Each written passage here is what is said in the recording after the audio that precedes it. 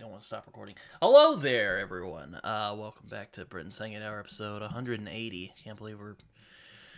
It's crazy how far we've come since the old days. But anyway, I'm here today with Brad Kelly, who runs a lot of podcasts himself, such as Method and Madness. I'm probably butchering it because I forgot to check before I started here No, today. you I'm a no, great you host. nailed it. I'm a great Yeah. host.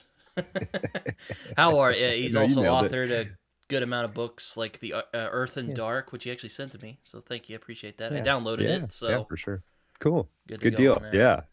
Yeah, cool. Well, yeah, thanks for having me. Yeah, it's Method Madness is the podcast. I used to do a podcast called Art of Darkness. I'm not on that anymore, but a fairly recent changeover. But you can go check that out too. And then yeah, I got a book, The Earth and Dark, and another one, House of Sleep, which is out there that people seem to enjoy. So check them out.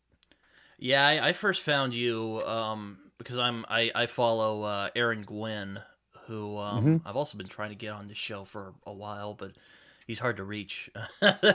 Yes. Yes, it is. Even though we follow each other on Instagram, it's weird. But anyway, yeah, no, Yes. he yeah, I follow his Twitter. He's an interesting guy. Yeah, for sure. Yeah, he's I've been sort of internet friends with him for a number of years now, and we did the first few months of Method Madness. He and I were doing it together, and yeah, we just decided. Yeah, he didn't really. We're still good friends, but he sort of didn't have the bandwidth for it, so he decided he would make occasional guest appearances. Yeah, you guys did like I think like Moby Dick and like some McCarthy novels, didn't you? Like I can't We remember. did. Yeah, we did. I think in that part when we started, I think the first book we dove into was Moby Dick, and then Neuromancer, No Country for Old Men, Lolita, and then I think we did one more Oh, that's right. together before That's right. I started doing it solo. So Yeah, you've been doing other episodes. Uh yeah, but yeah, you've mainly been doing that, and again, you also write yourself. So yeah, yes, sir. Yeah, yeah. Earth and Dark came out in January, so that's been just shilling that as hard as I possibly can. that's fair. Yeah, no, yeah, it's Yeah, interesting how self publishing has become such like a thing. I don't know what you think about it because yeah, you write kind of. I don't know what to describe your fiction as. I haven't read it yet, but it does seem yeah. kind of weird and cerebral.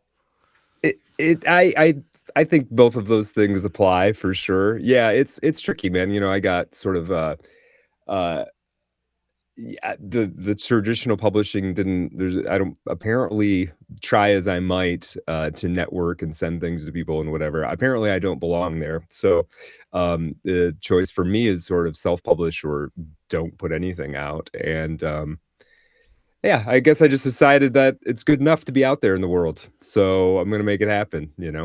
Yeah, that's a valid choice. Mhm.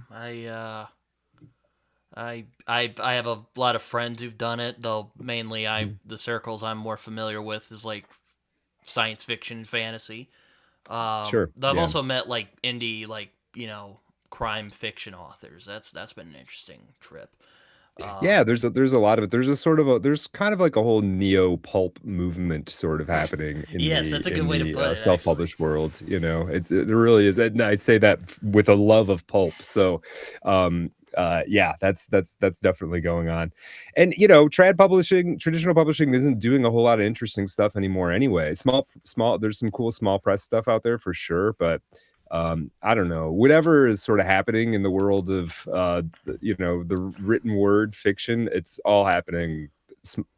Shouldn't say all. It's mostly happening in small press and self-published. So um, it's a cool spot to be. Plus, you yeah. get I to mean, do whatever you want. Like I get to make my own cover basically and decide every aspect of things. It's good to have that kind of control and influence over how the thing plays out. As long as you've got like an approach to like maybe get some people to read it. You got to have a little bit of strategy, like so. yeah, no, it's probably a good idea. You want some Yeah, people at least to read it. yeah, for sure. But yeah, but yeah, I've followed your podcasting stuff for a while because Cool, man. Thanks. I found it from Aaron. Yeah. Because I really love Cormac McCarthy stuff, and I find if there's a better person to go asking about his work. I find Aaron is very good at that. Oh, he's the guy. Yeah, he's the guy. I Which mean, I'm he's a college professor. He teaches Cormac McCarthy at a respected university. yeah, He's not no, kidding around. He's not just goofing around on the internet. yeah, no. I mean, he's also a fellow Oklahoman, so that's Yeah, always fun for me as well. But yeah, yeah. but I yeah, he's yeah, no, I actually read his book All God's Children last year, It's which a I great thought book. was very good. Mhm. Towards the end, I was kind of thrown off because like there's kind of this build up, and then it just kind of drops it, and then it's like, oh, 20 years later, and they're doing their Yeah, thing over here, and I was like, what? And then that was it. But yeah. very good novel nonetheless, though. I Oh thought. yeah, yeah. A lot of his work's really good. Uh the novella he put out last year, The Cannibal Owl, it's called, Mm. is very, very good. Yeah, and you could read it, if you got a Saturday with nothing to do, you can read that. It'll take you the afternoon, and it'll be definitely worth your time. Yeah, I mean it's yeah, it definitely felt McCarthy-esque. I'm kind of surprised he didn't do the McCarthy biography. It's going to be coming out soon, but alas. Yeah, I think there's probably a lot of jockeying for position on that. I think a lot That's of people true. wanted to do that. Yeah, yeah. Well, it's funny because the old podcast I did, Art of Darkness, our sort of specialty was uh, we were told by a biographer that we shouldn't call them biographies because they're profiles. We're using other people's materials or whatever. But so we would do in-depth 3, 4, 5 hour episodes about the life of a given That's artist. And we right. did, Yes. I dozens watched of a few these. of those. Yeah, and we did the Cormac McCarthy episode with Aaron Gwynn. He mid episode, he's in North Carolina, and like mid episode, they got the power went out because they got hit with a hurricane. Oh But no. so we lost Aaron halfway through. But we did, and I had to. There was a lot of the times when we did those episodes. I mean, there's sort of a approach to them is you get the biography of that person that somebody else put, hundreds of hours into putting together, Mhm. and then you basically boil that down into the most interesting parts and tell a story. But Cormac McCarthy didn't have a biography out there at that time, so I just had to pick through tons and tons of interviews and articles and little pieces of writing that were sort of about Cormac McCarthy and kind of piece it all together. That was kind of fun. Yeah, no, it's interesting. I was curious to see how someone would do a McCarthy biography because he was well known for being kind of, I don't want to say like he's reclusive in the way like a Mhm. Thomas Pynchon, but he wasn't like a guy who he wasn't like a David Foster Wallace who would like go on like Charlie Yeah, Rose a lot and like talk about stuff. Like he kind of, yeah, someone put it, he yeah. kind of lived like an ascetic life. Yes. It's Yeah, kind he of. did. Well, I mean, he definitely was removed. Like, for instance, I have done 10 times as many interviews as Cormac McCarthy did, right? Mhm. Like, he did, I think, 4 interviews or something like that. And so was somewhat out of the spotlight. But I mean, what happens when people like a guy like that passes away is he did have like a rich like a network of friends. And Mhm. so the biographer goes and talks to all of those people, right? Yeah, that's a good And so point. he ends up having this very full, varied life and all of that. It's just while he was alive, it was sort of behind a screen that he had put up. So I think it should be really interesting. He was plugged into some interesting people. He was associated with the Santa Fe Institute, which I still don't even really understand what that is, but that's this I think think it's like, tank isn't of it like a physicists science and biologists. organization? Yeah, it's sort of like a nonprofit. It's almost like an alternative university Yeah, I kind of thought it was a thing college too. for some reason. Yeah, it's not technically a college. Mostly these various fellows, some of them have grants, some of them don't, get kind of invited to hang out there, and it ends up being sort of a brain trust. It's it's all scientists. I mean, I think Cormac McCarthy was the only guy, not only non-scientist or non-mathematician that had an office there. So he was plugged into that, and he knew a bunch of other characters. So I'm sure that biography, when it comes out, I think it's by Amy Dotree or Tracy I Dotree. think it's Anyway, Tracy. should be great. Yeah, Yeah, it should be great. like that guy did the Larry McMurtry biography. Oh, okay. All right. From what I Oh, that'll be remember, great I then. haven't read Yeah, it, that's so I don't. perfect. Yeah, Um, that's perfect. I mean, I've only read one McMurtry, and that was Lonesome Dove. So there you go. Yeah. It's a great book. It Great is. book. It is a Yeah. great book. Yeah. Yeah, no, but yeah, no, I followed McCarthy and I found your stuff. I'm like, oh, you talk about like these like weird like cerebral stuff and like kind of Yeah. weird spiritual stuff, and I kind of like that, so I'm gonna follow this dude. And Right you on. Yeah. talked Yeah. about I'm a bit all over the place. Yeah. yeah, you talked about a couple of books. I think I saw you or somebody did maybe it was with you. It's American Tabloid, which I'm actually about to start in a few days. So Yeah, yeah. I had Jacob Everett, the founder of Apocalypse Confidential, came on and we talked about American Tabloid, which that was the first James Elroy book that I've read. And that thing is a trip, man. It's like nothing line to line, nothing else quite reads like that, and it's great. It's a great book. I don't think it's for everybody, and it's but it's not like dense by any means. Like anybody could follow it along, but I think some people might pick it up and be like, I don't think I want to read this.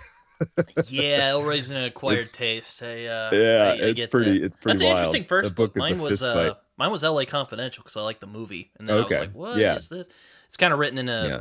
kind of how do I describe it? It's kind of like staccato, very like Yeah. yeah. I've Yeah. heard American Yeah. It's Tabloid's punching you in the similar. mouth. Yeah. It's like not even there's like long stretches where there isn't even like complete sentences really. It's just like we're Yeah, just machine gun fire. Yeah. It's great. It's great. yeah. I Yeah. And mean, also, that opened up a whole sort of there's a whole I'm fascinated with the JFK assassination stuff. So I am as any well. sort of It's a weird story. yeah. So any sort of alternative take on that is always going to be interesting to me. Yeah, I've even covered like Philip K. Dick, and I'm like, oh, I Mhm. love Philip K. Dick. Me and this guy are gonna get along. Yeah, yeah. Well, I try to pick I don't know. It's interesting doing a show that's primarily talking about like in-depth conversations about books because I want to pick stuff that I like, but I am also thinking like, is this something that other people are gonna want to like? I want somebody to stumble through there and see, oh, he's talking about Philip K. Dick and James Elroy. Well, I better listen to this. Mm. Yeah. So yeah. So I Yeah, I just mean, did just recording one but then going all over the place. I just recorded one episode on The Tunnel by William Gass, which people may oh, or may not be familiar with. Huge 800-page something crazy book written in the 1990s. It's like modern day Joyce basically in style, but it's about a guy digging a hole in his basement who is probably a Nazi sympathizer as well. So it's okay. Well, it's pretty out there. Yeah, I've heard of William Gass. I've not read any of his stuff. he's a brilliant guy. Yeah, he's kind of a genius. So Weren't he um, in McCarthy? Weren't they pen pals for a while, or was that someone else? that could very well be. I'm not aware of that, but that could be. It wouldn't shock me. Yeah, they're Yeah, sort of the same age. I think they're like within a few years of being the same age as each other. So yeah, I'm kind of I sometimes struggle with those kind of like stylistically daring kind of postmodern authors like like a Pynchon. I've read two Pynchons. yeah, I've read Inherent Vice and Vineland, okay, yeah. um which were I interesting don't love. experiences, Yeah, but I was kind of like, I don't know, I don't get this guy. I don't really love Pynchon, to be honest with Oh you. yeah. Like, I respect that. Clearly, the guy's smart. Clearly, the guy's doing something, and I sort of respect how unique what he's up to is. But for me, I, I Gravity's Rainbow, I kind of just bounced off of it. Like, I saw aspects of it are cool, but it just didn't work for me somehow. And then I did Shadow Ticket on the show because that's his latest book, and I wanted to have the first podcast episode about Shadow Ticket, and yeah, it was just sort of it had cool aspects to it, but Yeah, I'll for put the it this most way. part, I like the idea of Thomas Pynchon mhm. more than like the Yeah, me actual too. like execution, because That's kind of where I end up, and yeah, that's where I end up with him I kind of want to is read like, Mason and Dixon because I hear he kind of he writes that book in the idiom of the time he's in. I'm like, I kind of want to try that yeah, because yeah. I'm really I'd be fascinated willing with to give. colonial history and all the weird stuff that comes with that. So Sure, me too. Yeah, I'd be willing to give him another shot for sure. But yeah, Maybe that's the one. someday. Yeah. Yeah. But that's kind of the other problem with Pynchon is like all the books, well, Shadow Ticket and Crying Lot 49, or yeah, those aren't, but all the rest of them are huge. Yeah. And so it's like I'm kind of where I'm at now is I have so many for the podcast, and then I'm reading like a lot of friends' books, and then stuff I want to read, and then stuff I'm reading for research for my own writing. Unless I'm like really enthusiastic about it, I can't fit an 800-page book into my TBR pile unless it's something I'm really excited about. I'm not going to be like, maybe I'll try out this 800-page book. I just, unfortunately, right where I'm at now, I can't do that. So yeah, no, that's fair. Pynchon's gonna have to wait. I mean, I'm the same way. It's kind of like with fantasy novels. There's a lot of them that are just like there's like 10 books, and some of them are like 1,000 pages. Like, have you heard of? I hope you've heard of this, but have you heard of like the Malazan series from Steven Erikson? No. That's interesting. It's Tell me about it. Well, I've only read the first book, and I was rather ambivalent on it, to use a good word for it. It's basically this like 10-book saga about it's. I've heard people describe it as like a postmodern take on the epic fantasy genre, which I'm like, oh, that's kind of cool, but Okay. Yes, I'll just leave it there. I'm sure I'll get comments of people going like, you're underselling it, Britton, but it's yeah, I have a lot of friends who love it. I have people I respect who don't like it, and it's just kind of a fun thing to sit through. But yeah, I struggle. My point being, I struggle with the massive tomes as well, unless it's something like, I don't know. Yeah, that's Stephen like King writes some good tomes, but you can get through them pretty without too much hassle. Yeah. Though sometimes he kind of spins his wheels a bit. Sure. I'm not averse necessarily to a long book. I mean, I just yesterday finished reading Tree of Smoke by Denis Johnson. That's like 700 or 800 pages, and it's the second or actually the third time I've read it. But I know that book. I love that book. That's like in my upper tier of books from Denis Johnson. Train Dreams is great too. That was a really interesting book. It kind of reminded me of the Border trilogy a little bit. Yeah, it's like it almost feels like a side quest in the Border trilogy. Like while the Border trilogy is happening, Train Dreams is happening at the same time. Kind of. They complement each other. I read it with a friend of mine. I think they do. I was kind of intrigued because I've been wanting to read Denis Johnson for a long time. He's one of those guys I was just talking about today. Stuff like what do we talk about when we talk about love? I've been wanting to read forever. I just haven't gotten around to it. And it was interesting. I didn't love it as much as I thought I would, but it was a really interesting book because it's kind of this like dreamy, elegaic kind of book. I probably butchered the saying of that word, but no, that's it. Really fascinating. But I would like to try more from Denis Johnson.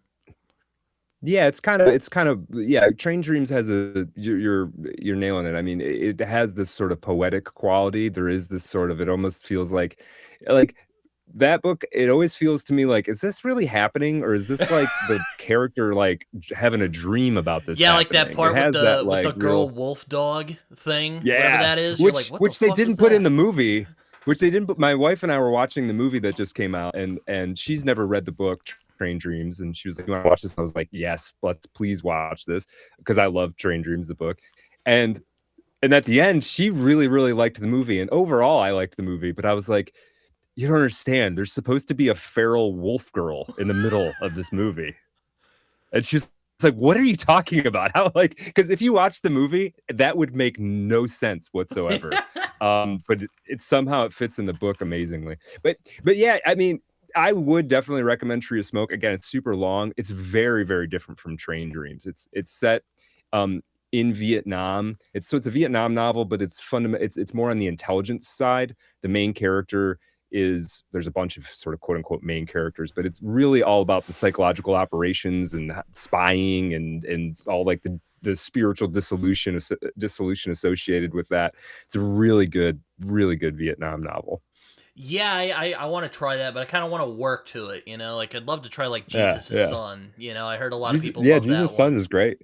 Yeah. Um, Yeah, it's really good. One of like my biggest achievements in this writing career or whatever I have is I got to meet Denis Johnson oh, and really? spend a minute with him. Yeah, he Yeah, passed yeah. away So when a I was while back. 2017 now. So this for me would have been 2012. Anyway, I was in a Master's of Fine Arts program, and he came for. We would have sometimes we'd have guest teachers come in for a semester, and then he came in for like 2 sessions, I think, and then yeah, a reading. So I got to like meet him and talk to him a little, like mostly hear him talk actually, but but that Yeah, was cool. yeah. That was super cool. Yeah, what was interesting about Yeah. Train Dreams, at least to me, this is kind of like floaty. That's the best way I can Hmm. describe it.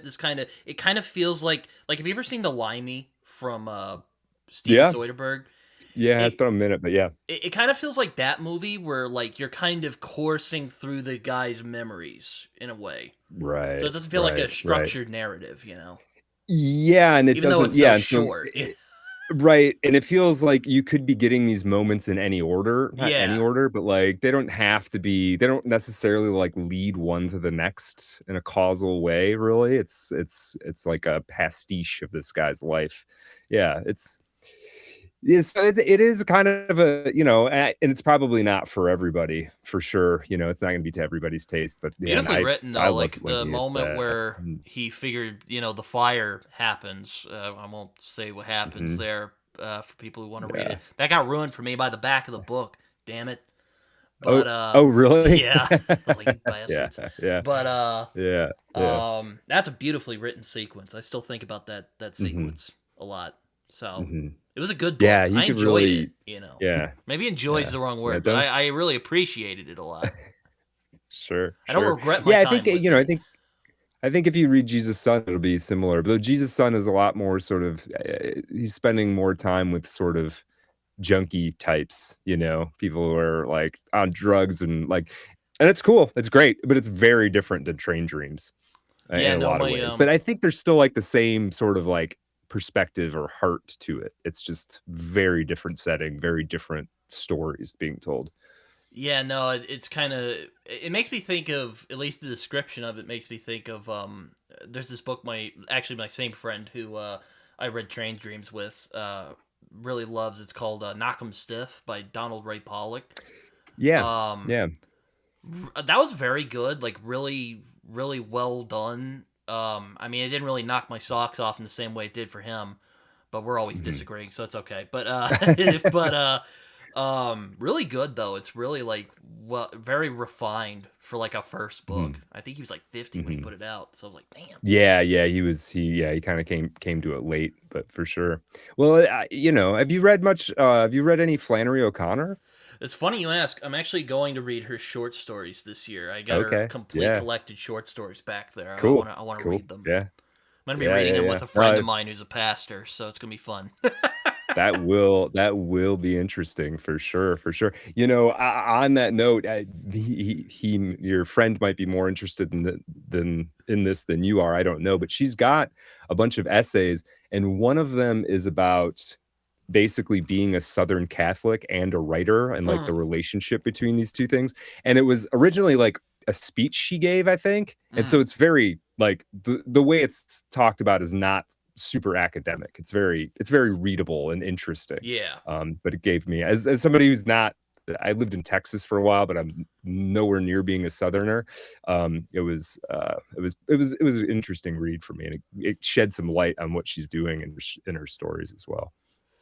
Yeah, no, I'll have to find those, but I just have the Yeah, complete stories, which no shade to they're my dad because he got it for me for Christmas, but it was the yeah, wrong cover. I yeah, really liked that kind of watercolor one, and it wasn't that one. I right. was kind of like, Yeah, oh, but it's still yeah, the same book, so I'm like, I'm gonna read it, so it's fine. yeah, But yeah, it yeah. was There's some gems in there, man. They're not yeah. all great, like they're not all, but there's some really good stories in there. I have another Yeah, friend who's an English professor, and he teaches a good man is hard to find, and I was like, I'll yeah. ask him for like some advice, and he's like, well, I've only read the one story, but she's a Catholic, so that might help you Ah, reading. I was Thanks, buddy. Appreciate that. Okay.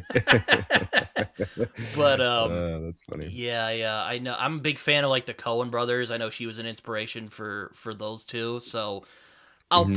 I'm going to lean on I'm gonna like them. So I think you like the probably story. will. I mean, Flannery O'Connor, most I people mean. do. Yeah, most people do, Ron. I don't know. I haven't run into anybody who was like, it's garbage. It's overrated. Yeah, yeah, Yeah, no, or I had another friend, his name's Sam. He was like, yeah, it's interesting because, like, in the story, there's, like, one where, like, a family gets murdered, and then it's like, and then that's it. And you're like, what was yeah. that, That's pretty much the story. Yeah, yeah, yeah. And there's a bunch of stories that's probably like the most dramatic in that sense. But there's a bunch of stories in there that are like, oh, we're just ending it here, huh? Okay, like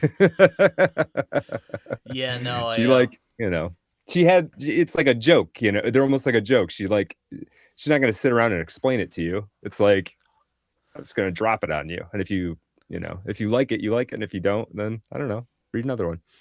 yeah, I've, it's been a while since I've read, like, a short story collection. I mean, unless you consider the things they carried a short story collection. I don't know. Yeah, it's interesting how the short story, one would think that it would have sort of blown up as a genre with the internet because it's so easy to share and like it's so much easier to fit in the sort of attention deficit situation we're all in, but it somehow never kept the short story is always playing second fiddle to the novel for whatever reason. Yeah, I think it takes I think they're different disciplines, is what I've learned. Hmm.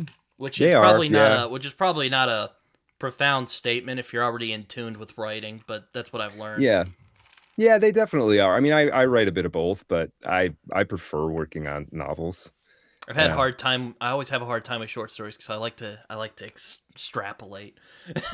Yeah, But yeah, yeah. I took a short The story short. class in college, and Okay. I wrote something down. It was about jazz musicians because I was like, yeah, I'll just do this. I've been kind of playing with this idea for a while, and she's like, "Good story. Kind of feels like the start of a novel." And I was like, "Yeah, damn it. Well, it kind of is." But I was hoping you Yeah, wouldn't notice yeah. that. Sure. Yeah, yeah, Dang. yeah, But yeah. Well, I as long as you don't have to turn into now. As long as it's not keeping you up at night, then that means you're allowed to let it go. But if it keeps picking at your brain, then it's sort of your obligation to work on it as a novel. yeah, That's how I feel anyway. that's always a fun thing. But yeah, you've written some stuff like you called it the Earthen Dark is how you pronounce it. The Earthen Dark or the Earthen Dark. Yeah, yeah. How would you So describe that novel for anyone who might be like curious about it? sure. Yeah. I mean, I can give you the sort of AKA me, high because level. you sent me a Yeah. you sent Sure. me a Yeah. copy. Uh, I, it's subterranean blue collar cosmic horror, Oh. written at a very high level, in my personal opinion. I think of it as sort of my publishers and agents and things. I put this out myself, but Hmm. nonetheless, they're always suggesting that you should have what are called comps, which is essentially it's like these two things. So my pitch on this is it's Cormac McCarthy and Jorge Luis Borges. If Hmm. you force them at gunpoint to write a piece of old timey pulp that would go into weird tales, they might Hmm. come up with something like the Earthen Dark.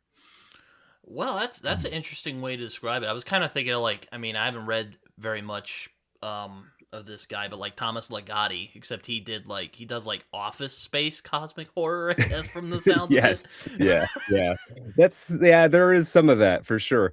For sure. Yeah, I'm kind of I'm afraid not of Thomas Ligotti, honestly. I've only read one of his he's a short stories, and like I'm kind of afraid to read like the Case Against the Human or yeah. what is it? The conspiracy against the human race. Because I'm like, it's kind of Yeah. like the Necronomicon. I'm afraid if I open it, it'll drive me insane. Yeah, it sounds like an info hazard. Like maybe you're just better off not knowing this, right? Yeah, Exactly. yeah, Yeah. for sure. For sure. Yeah, Thomas Legadio, supposedly I live not far from him. Oh, really? But he's very reclusive. And I did have like fantasy back, especially when I was doing Art of Darkness, when I was doing these like artist biography things. I had this sort of fantasy about like maybe I can like get to know him. Like, maybe I can go knock on his door or something and get the scoop. But yeah, he's somewhere in my part of the world. but I'm not the biggest fan of Thomas Ligotti. He doesn't quite do it. I hate this because so far I've said I don't really love Thomas Pynchon and I don't love Ligotti. Not good record with Thomas's.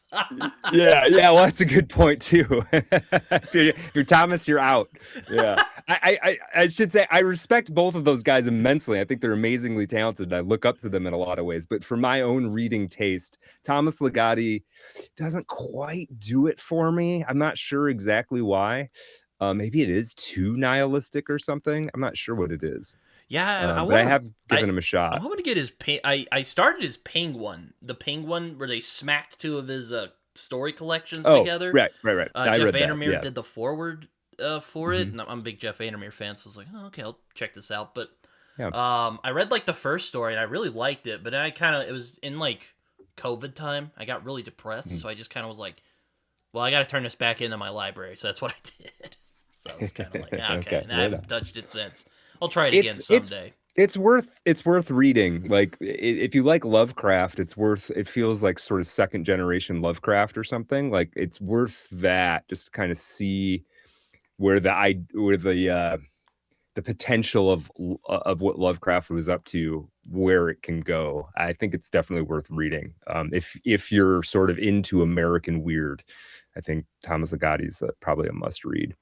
Yeah, I have an interesting relationship with cosmic horror. I like the idea of it, but I often get frustrated by the execution. I mean, I'm kind of somewhat of a contrarian among my friends who like cosmic horror. I'm not really into HP Lovecraft. I think he's a rather clumsy stylist.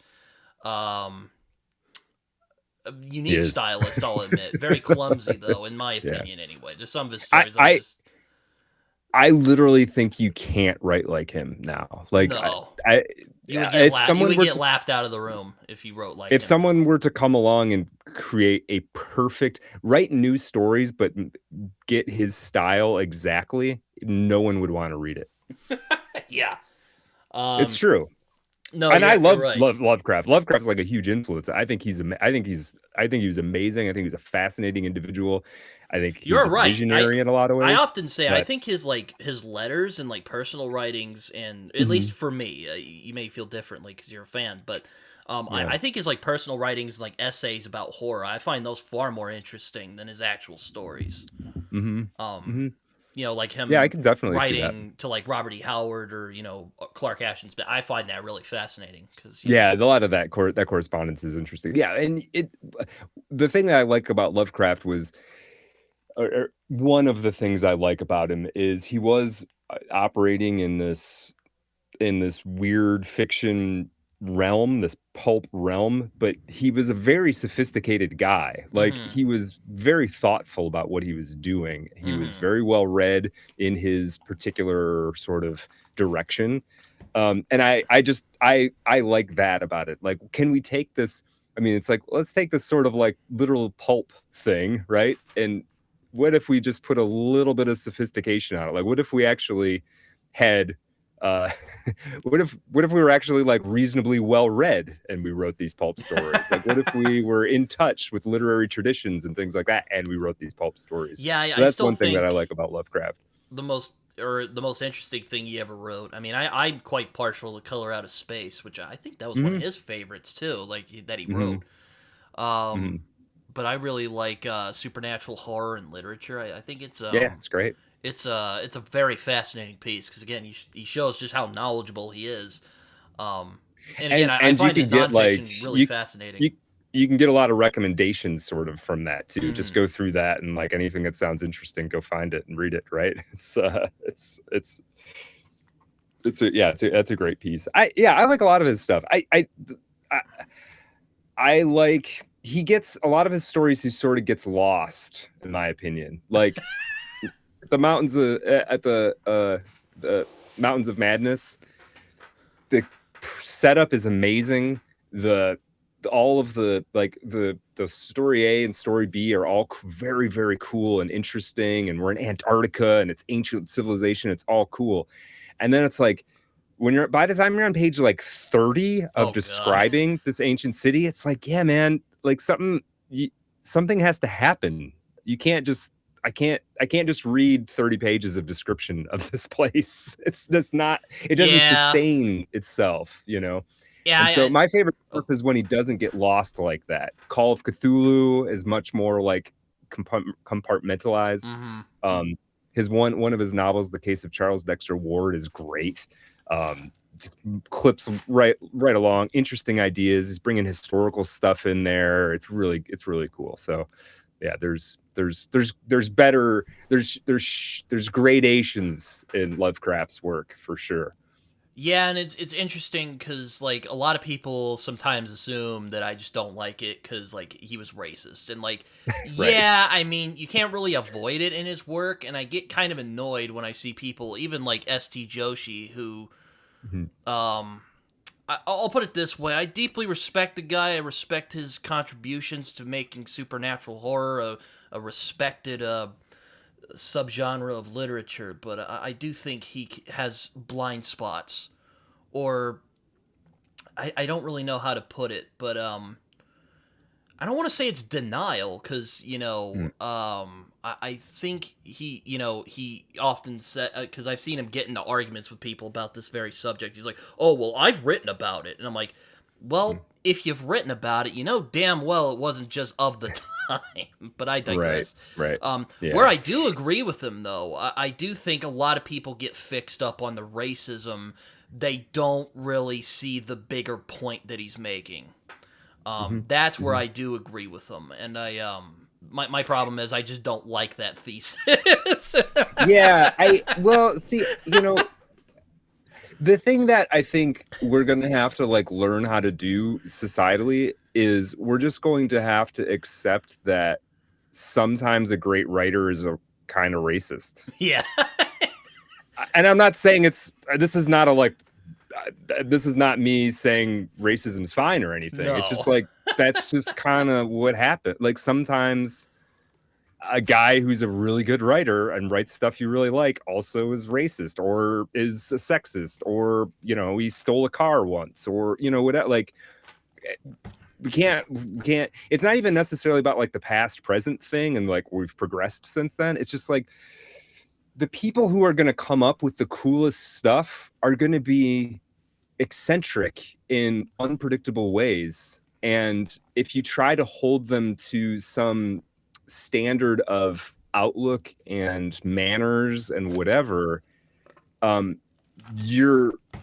that's the only people you're going to pay attention to artistically, you're going to basically get rid of everybody interesting. Well, so yeah, occasionally a racist ends up in the pile. You know what I mean? Yeah, like, again, it's not necessarily like racism that, and I don't want to sound like I'm saying racism's good or anything, sure. but right.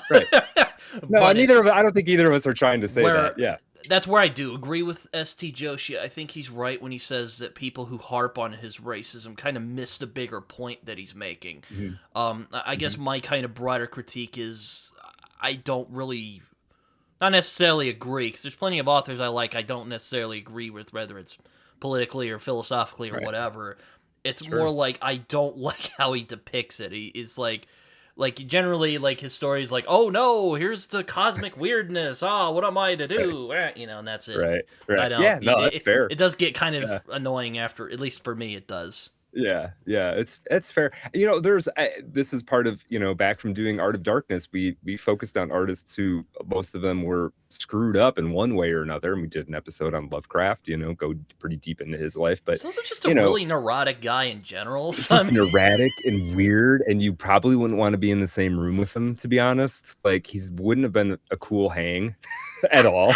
Then again, there's mean, you read about like Robert E. Howard, who's a writer I really like from that kind of pulp group, and I don't know if you ever watched Scooby-Doo Mystery Incorporated, but they made an episode where it's like a HP Lovecraft like affectionate parody, and they basically made Robert E. Howard into like a deranged fanboy, and that kind of made me upset because I think both of them are very distinct writers on their own. I know they probably just did it because people kind of know who Robert E. Howard is from Conan, so Right. They wanted to work him in there some way. You could have gotten like a Robert Bloch stand-in. That's kind of that would fit better. But but nobody would get that reference, or not enough people would anyway. Yeah, that's where my nerdism kind of betrays me a bit. I mean, I like Robert E. Howard quite a lot too. You know, he was Yeah, I've definitely read some of doing his some horror interesting stories. stuff. He's very good. I mean, Yeah. I like Conan, and a lot of those stories still hold up. I think I read the Mhm, mhm. first volume that Del Rey put out, and I always tell people to go read them because it's Yeah, it Robert would E. have. Howard's actual work. It's not just Right, right. It would have something. been really interesting to see what like there's Robert E. Howard and to a certain extent Lovecraft and Philip K. Dick is to some degree like this, and there's a few other writers that I would love to have seen them get to work. How would this how do I want to say this? Robert E. Howard and Philip K. Dick in particular, and Lovecraft as well, they were, or at least PKD early in his career, they were cranking it out, right? Oh yeah. You're like getting paid by the penny sort of stuff. And I would have loved to see what those guys could do. Robert E. Howard, for instance, that, you know, somebody cut him a check for 200 grand and was like, hey, bring us a book in a couple years. Take your time with it. Like, I would love to see what he would have done with that. Because I feel like, and PKD is sort of the same way, even though he did get to do that sort of later in his life. Just what I like Robert E. Howard could have done if it was if the attitude wasn't I have to get this out by Friday, it was I get to work on this until it's done. You know what I mean? Because that's two very different artistic projects. No, So anyway, I think at least the Conan. I've only read the Conan stories, some of them, and the Solomon Kane stories. They're still good. Like they're very like. Oh yeah, They're no, very it's not to vigorous and dismiss like them at all. sharply done. Like yeah, really good stuff. They're influential for a reason. 100%. Yeah, no, 100%. I love especially the Conan stuff. I think it's absolutely great. I just think that mind chewing on something for a long time. I think he could have like written like something that the Robert E. Howard stuff only sort of gets respected on like one part of culture, right? Like in the fandom kind of world, really. But like I think he could have written like something that would have how did he even put this? Something that would be getting assigned in universities also. Like I think he could have done like a Cormac McCarthy type thing where it's sort of fits into the genre stuff, but is also like all the eggheads like it as well. You know what's funny? I'm on a Robert E. Howard Facebook group the other day, and there was someone who was actually comparing McCarthy to Robert E. Howard, and that was a really interesting conversation because it's like that's weird. And then he kind of went into it. It's like, well, they're both kind of suspicious of civilization, and they don't have like a romantic view of, or well, I guess Howard had a kind of somewhat romantic view, but like McCarthy doesn't. But it was really interesting. And then like his biographer Mark Finn wrote some stuff. He's like, oh, it's interesting, but he didn't really care for Cormac McCarthy. I was like, damn, that sucks. But you know. Yeah. No, I think there's definitely some connective tissue there. I think. Yeah. I doubt that. I doubt that McCarthy read Robert E. Howard. But you know, that was it was an interesting comparison, though. He might have. It wouldn't surprise me if he did, to be honest. Yeah, it wouldn't have been his favorite thing probably, but it wouldn't surprise me if he'd read that stuff. I mean, you know, Cormac McCarthy always wanted to be like a cowboy, and Robert E. Howard's an actual Texan. You know, I'm sure he dipped his toe in it a little bit. Yeah, he wrote some Western stories. I haven't read them because, again, you know, gotta love Del Rey. They haven't put out any like good editions of it. I don't know what would be a good edition for his Western stories. So, but to find because I don't know which ones have been like tampered with by editors. But sure, well, that's true. Yeah, But it's definitely something I'd like to dip into as much as I like Howard's fantasy stuff. I still need to read Clark Ashton Smith, though. A lot of my friends on like Fantasy Sphere, or at least like the ones who do like the like more niche stuff, like Sword and Sorcery, are like, dude, you should read Clark Ashton Smith, man. I'm like, I know, yeah, I gotta do that. Yeah, I haven't. I've read a few pieces by him. I haven't gone too far down that track I even got the Penguin book that they put out of his work a few years ago, and S.T. Joshi edited it. So I'm like, okay, that's probably gonna be good. You know, if S.T. Joshi edited it, it's gonna be a good legitimate. One. Yeah, he knows what he's doing. But yeah, when it comes to that, he knows what he's doing. Yeah, there's some good.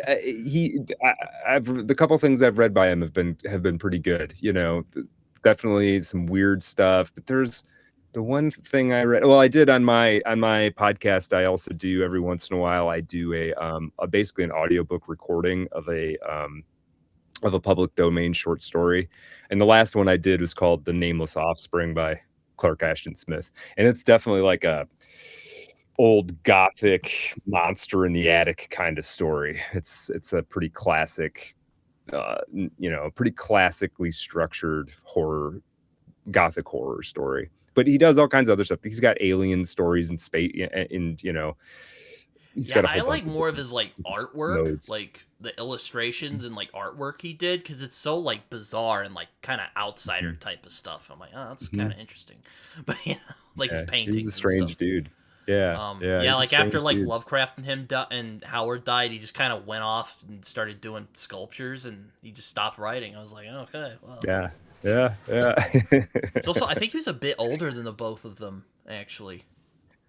I don't remember how that worked. I think he definitely outlived both of them. But yeah, I'm not sure. That's an interesting question. And I don't know how much, you know, how much like the direction of influence there, it does somewhat seem like Lovecraft influenced the both of them more than they influenced him, but that might not be entirely accurate. Yeah, I've only not read very much. I listened to a Clark Ashton Smith story once. Okay. It was on. I don't know if you ever heard Horror Babble. He's a guy named Ian Mm, Gordon. He does a bunch of okay. readings of old.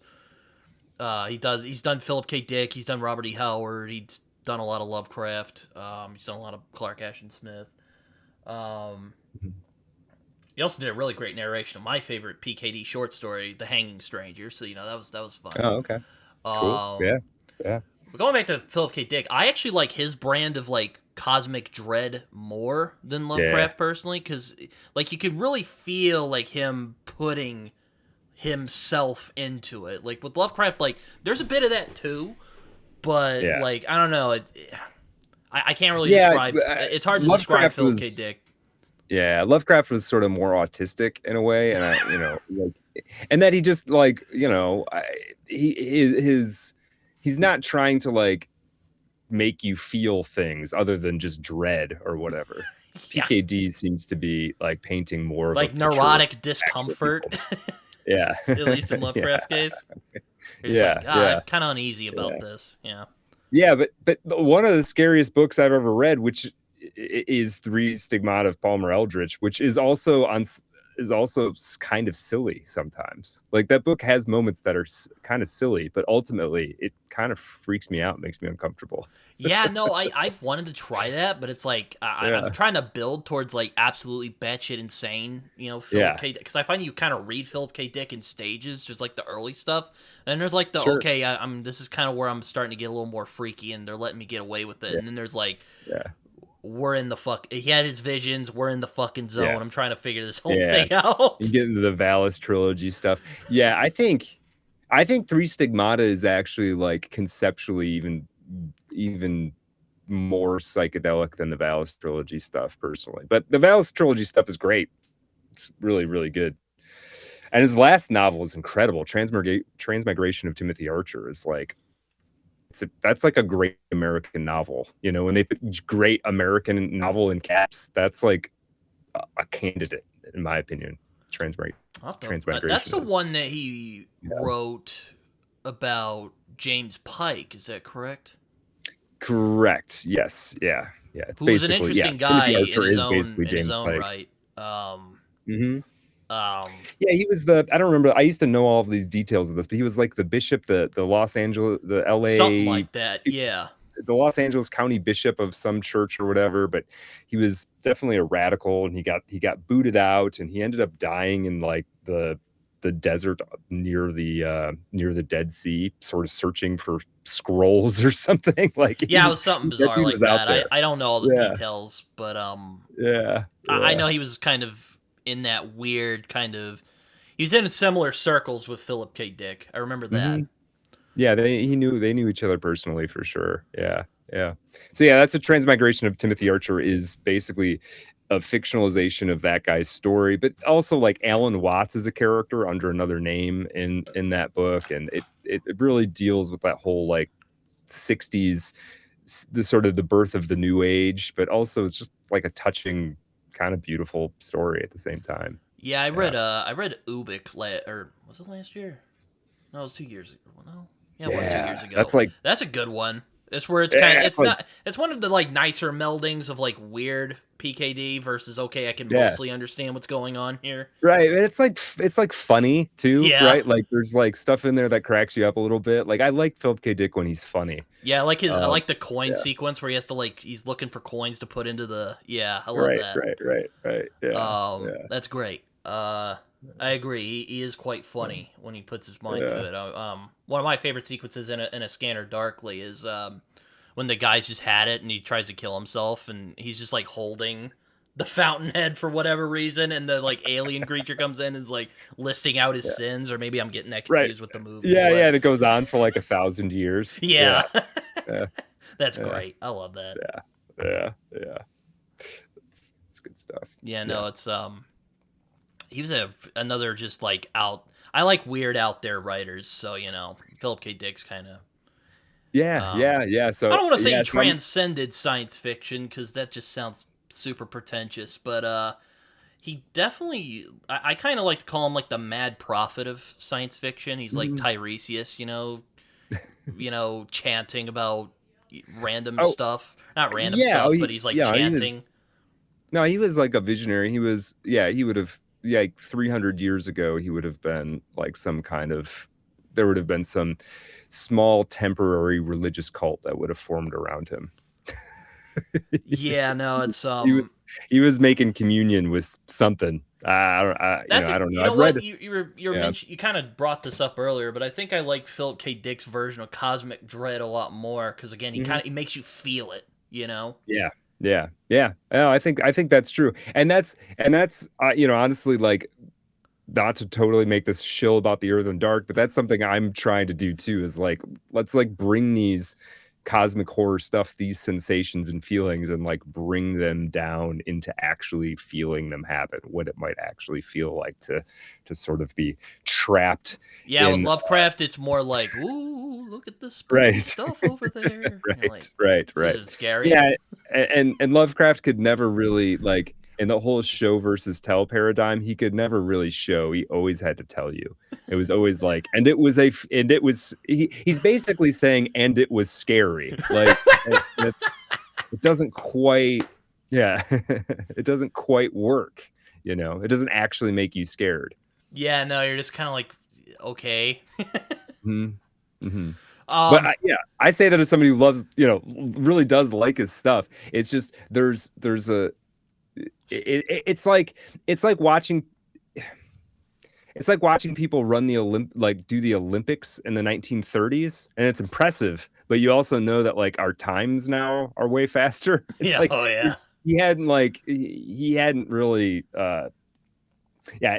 There's some things we figured out in the 20th century about writing collectively that Lovecraft didn't have access to for whatever reason. So it doesn't work anymore. You can't write like Lovecraft. Like I said earlier, if you wrote a story that was a perfect simulation of Lovecraft, nobody would want to read it.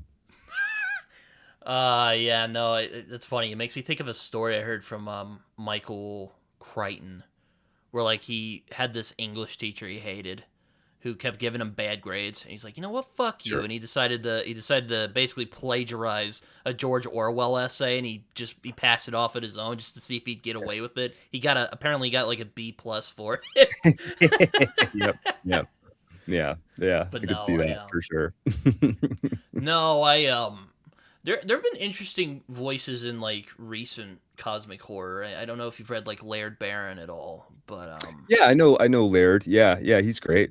Yeah. I actually wanted to get him on my show. We followed each other on Twitter, but then he's like, "Yeah, screw it. I don't want to be on Twitter anymore." And he went off to like Yeah. Patreon or something. I was like, "Damn it!" Yeah, I don't know. I know he was having some health troubles there for a while. I don't really know where that and like I don't know what his situation is now. But yeah, he's a talented guy. Have you read any Brian Evanson? No, I've heard the name. Oh, you got to check out some Brian Evanston. I don't know if it's quite cosmic horror exactly, but he's he's incredibly talented for sure. Yeah, I'm wanting to read. It's not occultation. It's the Imago sequence. I'm hoping to read that this October for Halloween. Oh, right on. Because Cool. I'm reading a Yeah. lot of like crime books this year, and I know Larry. I've read the three like Isaiah Coleridge novels, so I know he can be a bit Okay. hard boiled. So I'm like, yeah, that'll fit in there. Yeah. Yeah, for sure. For sure. Yeah. Also, Matt, do you know Matt Cardin? Yeah, I've talked with him on Twitter a couple times. Okay. Yeah. I don't know if he's even writing fiction anymore, but his book To Rouse Leviathan was really good. It's really Yeah, good. we were Yeah. we followed each other for a while, and then he just unfollowed me for some reason. I was just like, yeah, okay, Ah. well, whatever, Okay. that happens. Yeah. Um, Yeah, no, he's a cool guy, and he is to Rouse Leviathan. He's mostly, it seems like, focusing more on like nonfiction sort of books, writing about writing more now. But yeah, his short stories are pretty great. yeah, yeah, yeah. I also wanted to read like John Langan stuff, like The Oh, I don't know Fisherman, John Langan. because I have a lot of friends who love that. Or very divisive book apparently, but there's a lot of Okay, people who love it. So there you go. yeah, I don't know anything about that. Yeah, I'll put it on my list. Yeah. Yeah, but I've been kind of out of the cosmic horror thing for a while. I was kind of reading it for during COVID. I was reading a lot of cosmic horror for some reason, and then I was kind of like, and I just kind of got burned out on it. Yeah, no, that's fair. I don't honestly, I mean, I don't, I think if I were to go back to and look at, whatever books I've read this year and last year, I don't really read a ton of cosmic horror. I'm kind of all over the place, to be honest, reading wise. Yeah, this Um, also I but feel like Cormac McCarthy also does cosmic dread really mhm, well too, mhm, just in like a different yeah. way. Oh yeah, yeah. Now when he's doing it, it's better than anybody else's. It's just that's not all he's doing.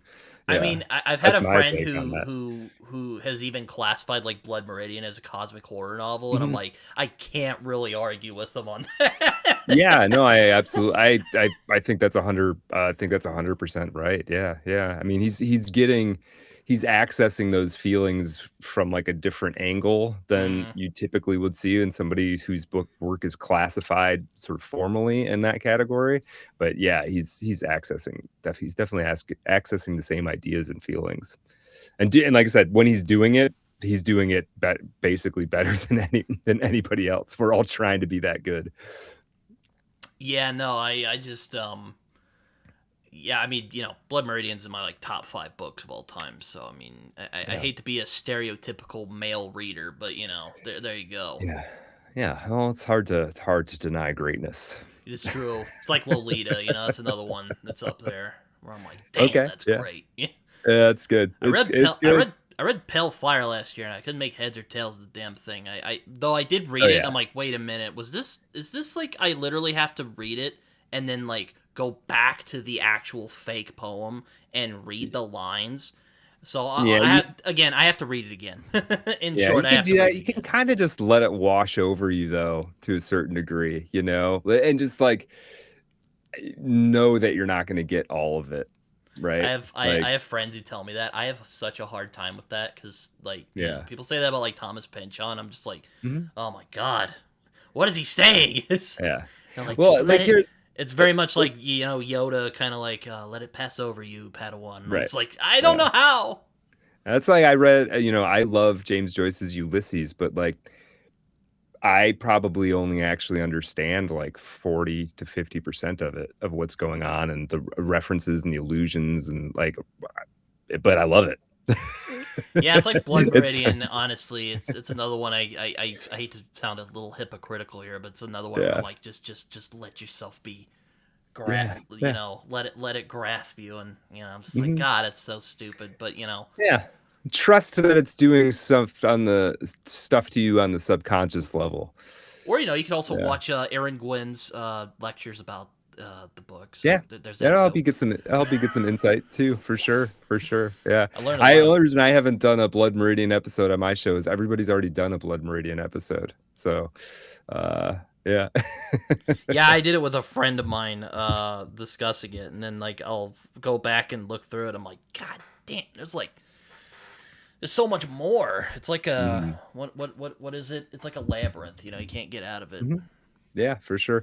I did earlier this year. I did an episode with the great writer Andrew Edwards on The Crossing, and The Oh Crossing yeah, is amazing. There's so much in that book. I There's read so that much in happening going on. 2024, Okay. Yeah. and I'm like, huh, this is probably his densest book I've read since like Yep. Blood Meridian. Yeah. No, Um, there's so much happening there, and we all kind of remember it. It often gets remembered as this story about this boy taking this wolf across the border, which it yeah, totally is. But when you read it, if you actually look at it, that's like a third of the book. Like yeah. that's the start, basically, of what's actually going on. So there's so much in that back two-thirds that's just so rich and crazy and quite unlike anything else I've read. I will admit it Um, was kind of a pain in the ass translating the Spanish into English because it yeah. does untranslated Spanish. I'm like, damn it, dude. Come Yeah. on. Well, you know what's good? I have I was diehard resistant against this for the longest time, and then I finally broke down and got an ebook. And now I read almost everything on the ebook, and you can just the Spanish, you can just like highlight it and translate it.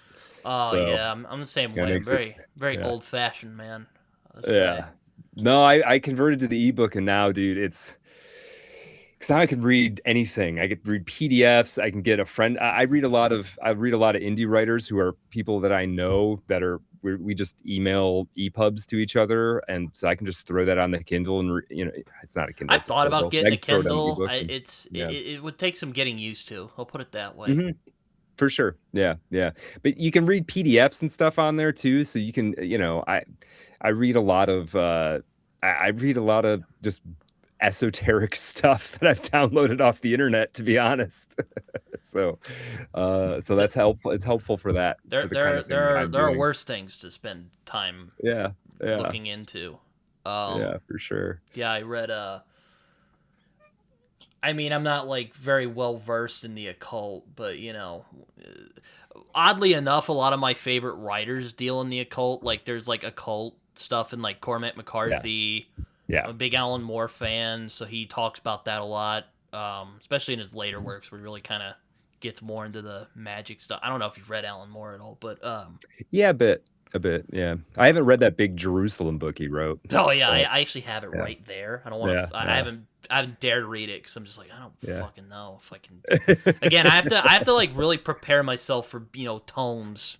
Sure. Yeah. No, I get that. I get that. But yeah, no, a lot of writers are into the occult because honestly, the act of writing it's almost the same thing as an occult practice. So even the That writers who aren't you're kind of paraphrasing Alan Moore there because he sure, said of similar course. Yeah. things. Of course. Yeah. No, this is not an original idea by any means.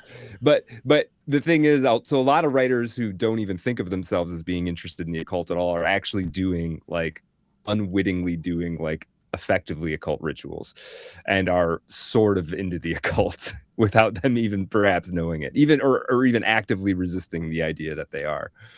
Yeah, because it's all about like secret knowledge and like Uh huh. meditative states and like conjuring, manifesting things in your mind into reality. Like it's all these things are occult, esoteric sort of Yeah, like I'm reading like Grant Morrison routes. right now. Oh, he's big into magic. Who's a Yeah, fellow bald guy yeah, who's into occult yeah, stuff.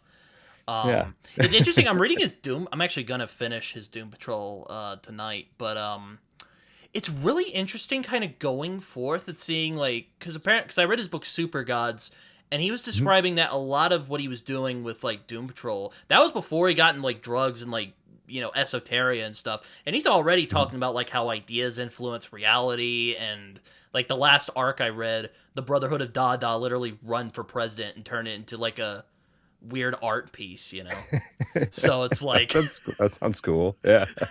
I think Yeah. you would like it. You probably get a lot more out of it than I am. I'm a bit more Yeah, structured no, it's reader. That sounds So interesting. it can be Yeah, it's yeah. kind of hard for me sometimes to get into the Grant Morrison just go with it kind of thing. I'm a really bad go Right, with it right. type of. It's probably I struggle with Malazan, honestly. Yeah, yeah, well, fair enough. Yeah, I haven't dug too deep into Grant Morrison. I respect him as a writer. I read The Invisibles and liked I was about to I say if at you some like Philip point, K. Dick, you'll get a lot out of that because there's a lot of. yeah, at some point I lost interest in it. Like I That's was very. loving it, and then at some point I was like, I don't know that I love this anymore, but I should spend a little bit more time with Grant Morrison for sure. But yeah, no. Art is magic is something that's interested in me though, and I know you've kind of Mhm. touched on it in some of your like podcasts and stuff. Like I Oh, see you yeah. do like tarot and stuff, so I did want to talk a Yeah, little bit about that as well. sure. Yeah, I'm a fairly like I don't know, somewhat dedicated studier of the tarot. I give people tarot readings commercially. If anybody's listening to this and they want one, reach out. We can set something up. Um, Like, would you call and yourself an occultist, or are you just someone who dabbles? I wouldn't call myself an occultist. I have I mean, I guess I sort of am. Like I wouldn't necessarily use that word. I do have a fairly idiosyncratic spiritual thing going Mm-hmm. on. And it involves the tarot is a huge part of it. Uh, it involves the occasional participation in certain things that I don't know if we talk about them on the internet or not.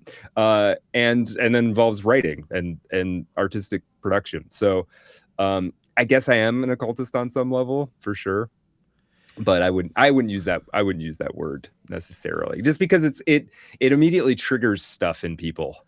They're Yeah, like, oh, do you like you're like dressed casting up spells on people or something? And that's just like not dressed not up in the case. robes and having like orgies and stuff. Right, right, right. Yeah, that's not yeah, my life's not that exciting.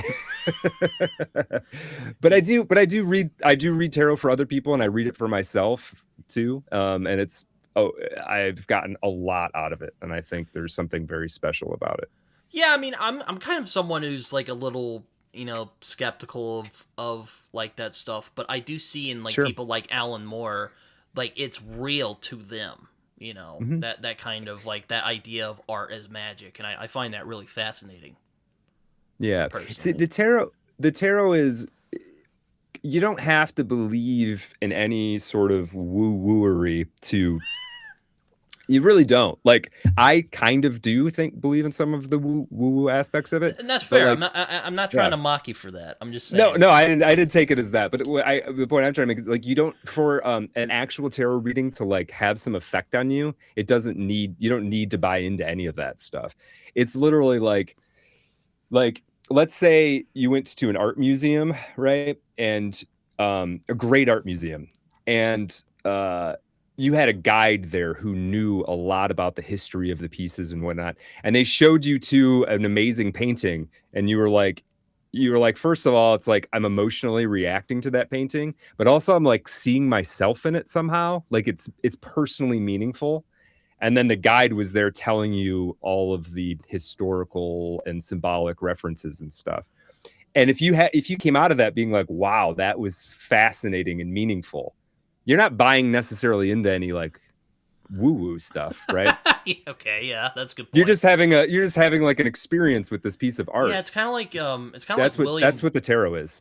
Yeah. it's kind of like William Blake, who also was kind of playing with that idea like long Mhm. before anyone else was. I don't know if he quite had the Mhm. language for describing like magic like we might today, but Yeah. No, um he was another visionary for sure. Yeah. um though I'm more into his paintings than his poetry person. Though his poetry is very good. Yeah. But like I look at his paintings and I can't really describe it. It's like a how it's described in like the Bible or like any other spiritual text. They have like this like eureka experience, where like God's Yeah. handing down the stone tablets. Like that's what I get when I look at a William Blank painting. Oh You're just yeah. kind of Yeah, like, the good ones. Yeah. yeah, you're just like, how did someone Yeah. come up with this? Yeah, you could tell he was seeing stuff that not everybody else saw for Yeah, sure. exactly. Yeah, yeah, And yeah, apparently he absolutely. ingrained it in a way, and no one ever figured out how to replicate it.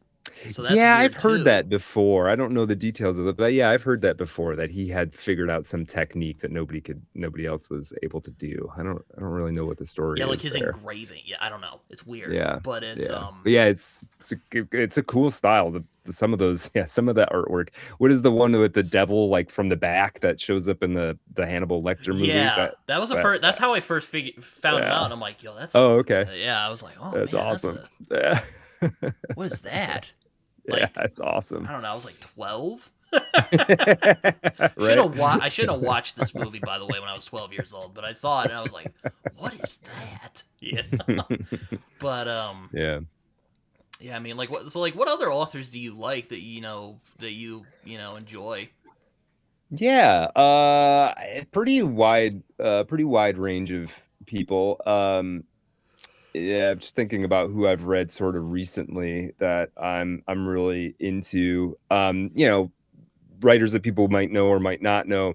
Um, John Williams is a great writer, wrote Stoner and Butcher's Oh yes, I'm Crossing thinking and about reading Augustus. Butcher's Crossing. Yeah, check out Butcher's Crossing. Really good. It's a Western fundamentally, but it's not. Don't go into it expecting a stereotypical Western, but it's also not like some postmodern experimental thing. It's just a solid, really well made, engaging book. Um, yeah, I love his stuff. Um, I'm really starting to get into this writer, Gustav Meyrink. Never even Been heard of dead this. for 80. He's been dead for 80 years, but I read his book, The Golem. And read that for another podcast, and it's really good. I'm looking forward to getting into more of his stuff. Yeah, I'm kind of all over the place. What else have I read recently that I'm excited about? Andrew Edwards Oh. is somebody everybody should be reading. He's an indie self-published I guy, was but about to say, I think I've seen him on Twitter he's incredible. somewhere. You probably have, yeah. King of Dogs and Crowbar, his two novels. He has another book called Abstract Operator, which um, I wouldn't try to explain what it is. That sounds It's weird. a book that technically exists inside of one of his other books. Huh. It's really cool stuff. He's a super talented guy.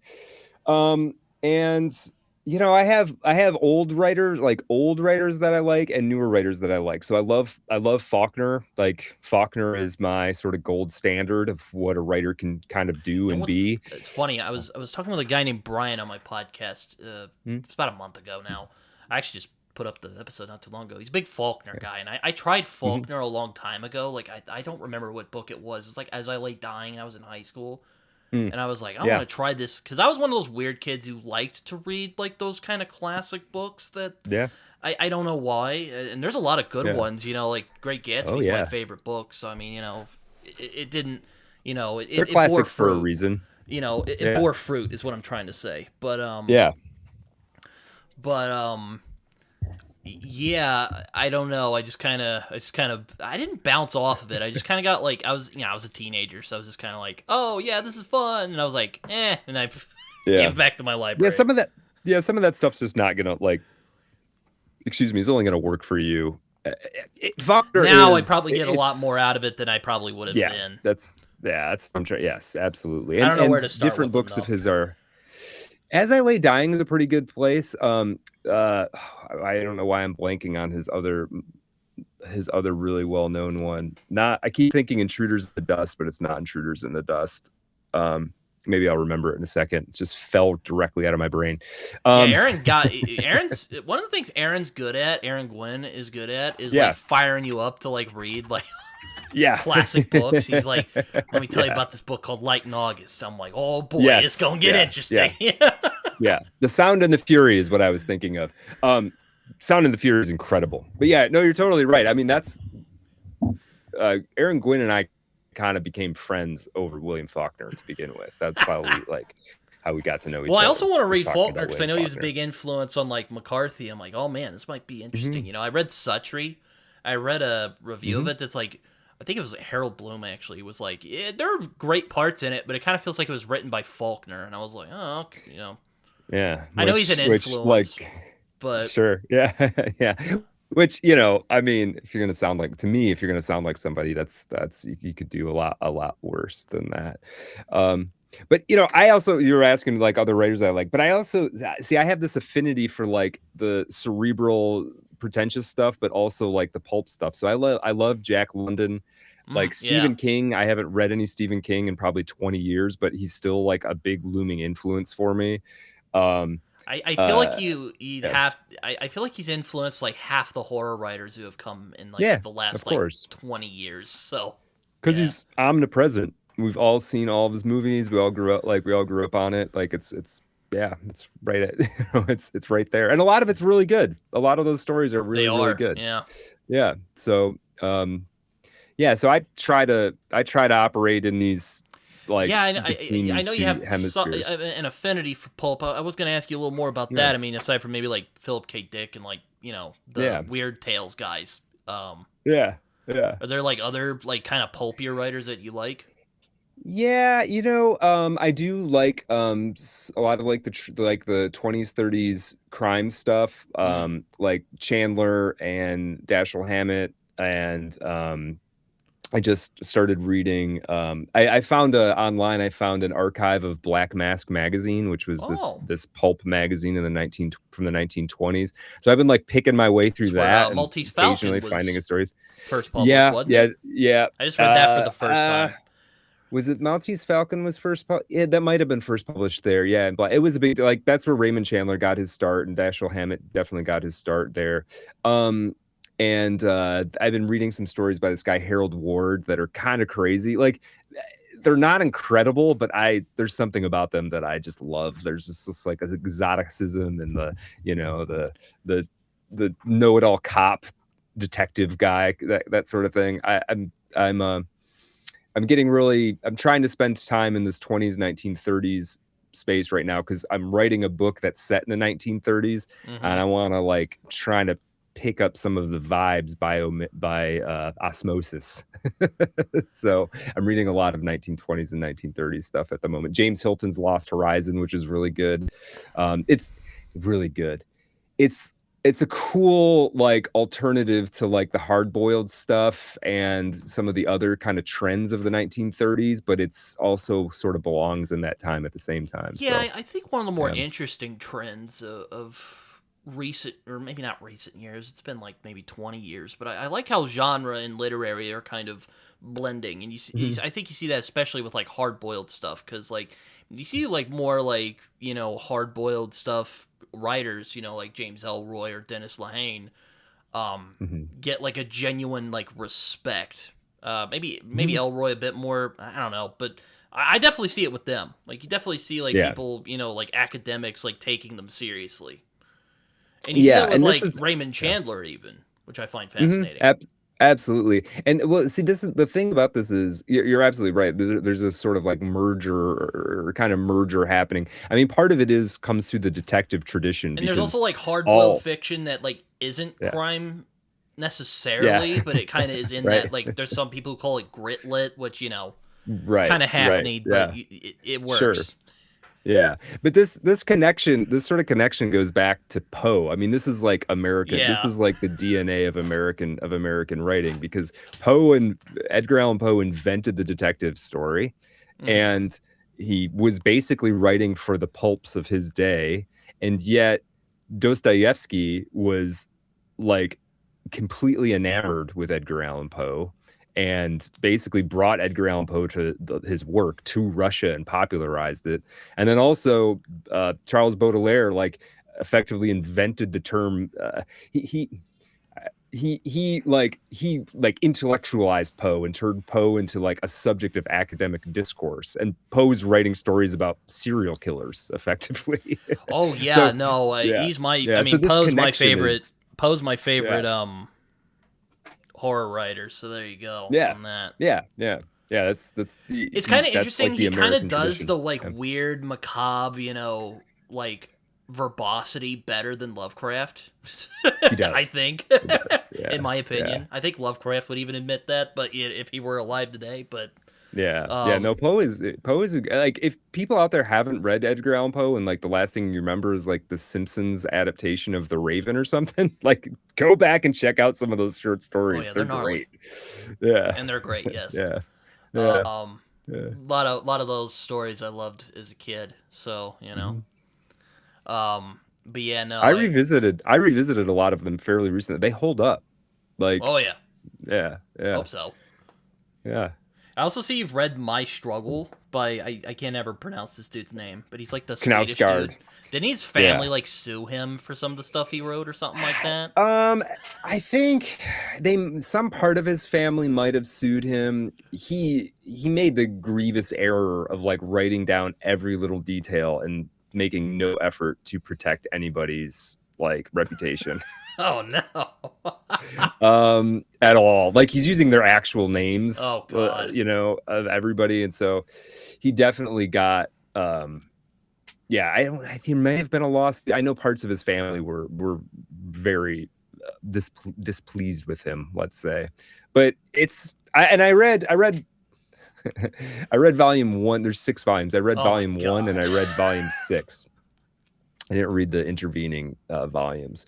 But yeah, it's an impressive work. I think it's tricky because if it's one of these things, like, I don't want to read a bunch of other people trying to do Knausgaard's My Struggle, but I will read My Struggle. Like, it's this auto fiction in its most extreme form, and now Knausgaard can pull it off. When I see other people try to do it, it's often like, well, I'm just not that interested in your life, man. Well, yeah, I've never really been all that interested in like Philip Roth or like John Updike, who do like these stories of dudes who I don't love it. Super angsty about getting older and like banging women, which, like, look, man, Right. I already worry about that in my daily life. I don't want to read about it, Right, it's not that interesting. Yeah, it's never really popped off for me. But Knausgaard's he's got, maybe Knausgaard does something interesting, but I've more interesting does. than that. But I've never really felt the itch to read any of his stuff. Yeah. No, I think that's fair. I think it's worth giving the first volume. The first volume is self-contained. It's not like you'll be left hanging and need to know what happens next. So it's worth. I would say it's worth checking out. For some people, it's like their most personally significant book. You know what I mean? It's not quite the case for me, but I think it's really, really, really good. Yeah, I mean, I guess I like being taken out of my experience, when I read stuff. So yeah, reading about people getting older and banging women, I'm like, I don't really, or wanting to bang women, I'm like, I don't know, it's not really. I get that. That's not usually the stuff I reach for either, to be honest with you. Yeah. Like, yeah, I'll take like a No Country for Old Men over, the human. Yeah, give me like a give me like a gunfight or like a interdimensional monster or something. Yeah, no, it's it's a weird thing. Or oh yeah, how about we read about a dude who's having a nervous breakdown, probably. I don't know. Yeah. Like Phil K. Dick. Yeah, and some of that stuff is like, how many times do we need to see that story? Like, unless you're gonna bring it to me in like a really fresh way, I'm not gonna be super interested in it. Yeah. Yeah, I'm the same way. I try to read everywhere, even though I have the genres I like, like crime and fantasy and science fiction.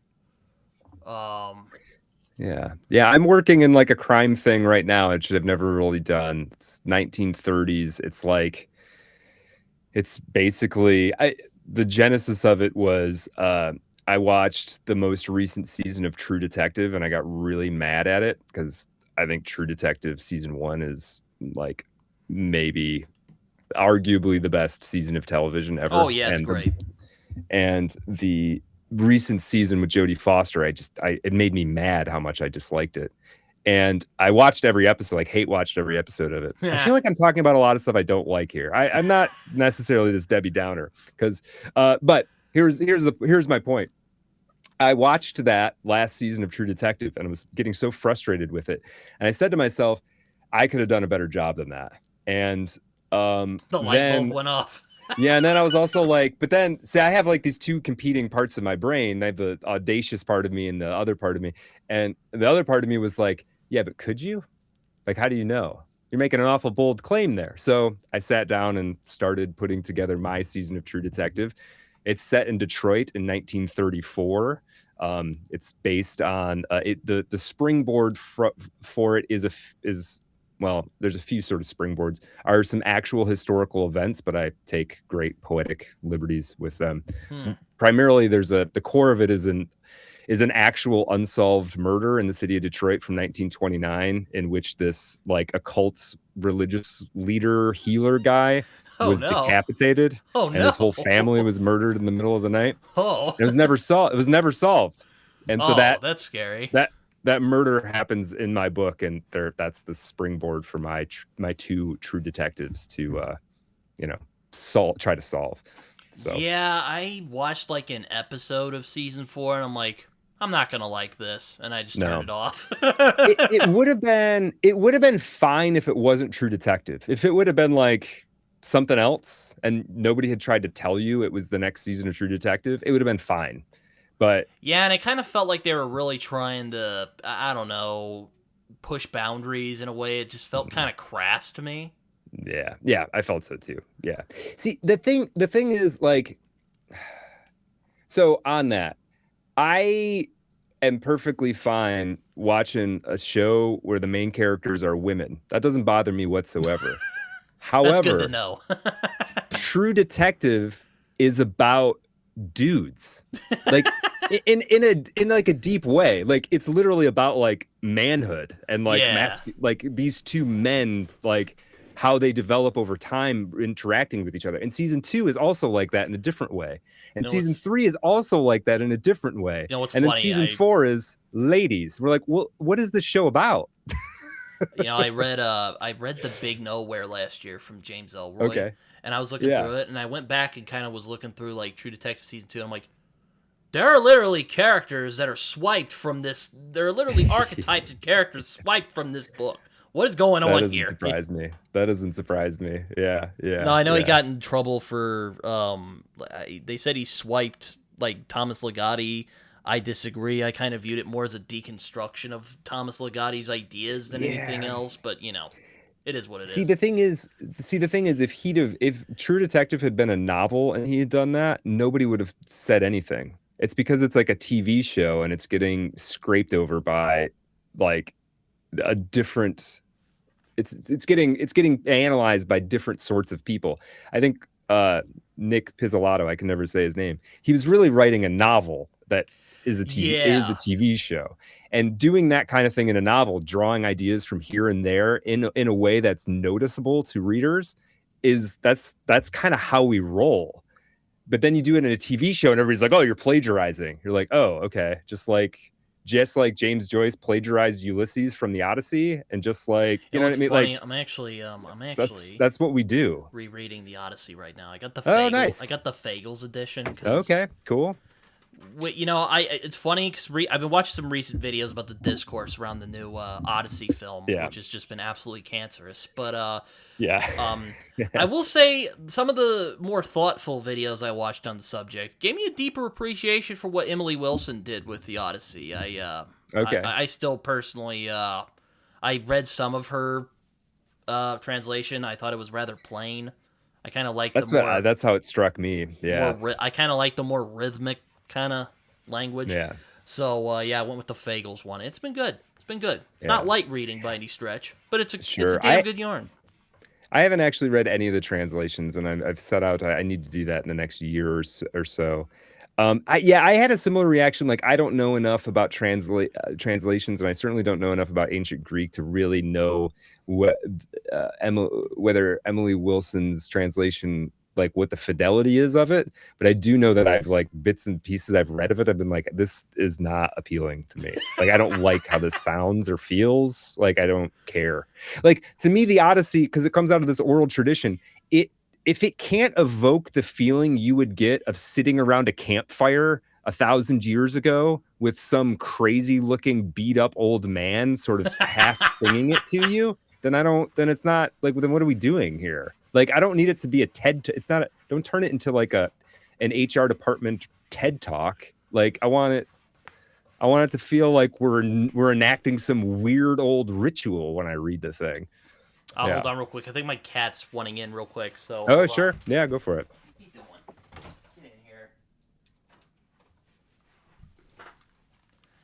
Damn felines. Anyway.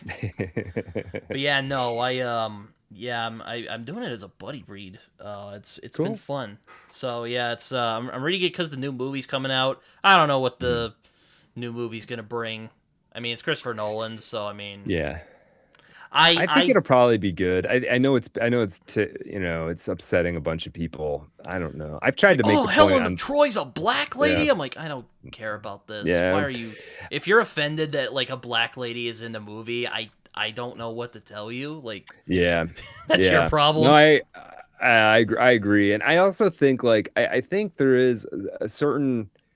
There's a couple things. There's one is this idea that it's supposed to be historically accurate. It's like, dude, this didn't actually happen. So like, don't worry about historical accuracy. Yeah, but also like, the Odyssey will be fine. Like Nolan's adaptation might be terrible, but the Odyssey as a story will be fine. There'll be another there was just an adaptation a couple years ago with Ray Fine. There'll be another adaptation 5 years from now in some version, or it'll survive just fine. 1,000 years from now, if human beings want to read the original, read it, they can.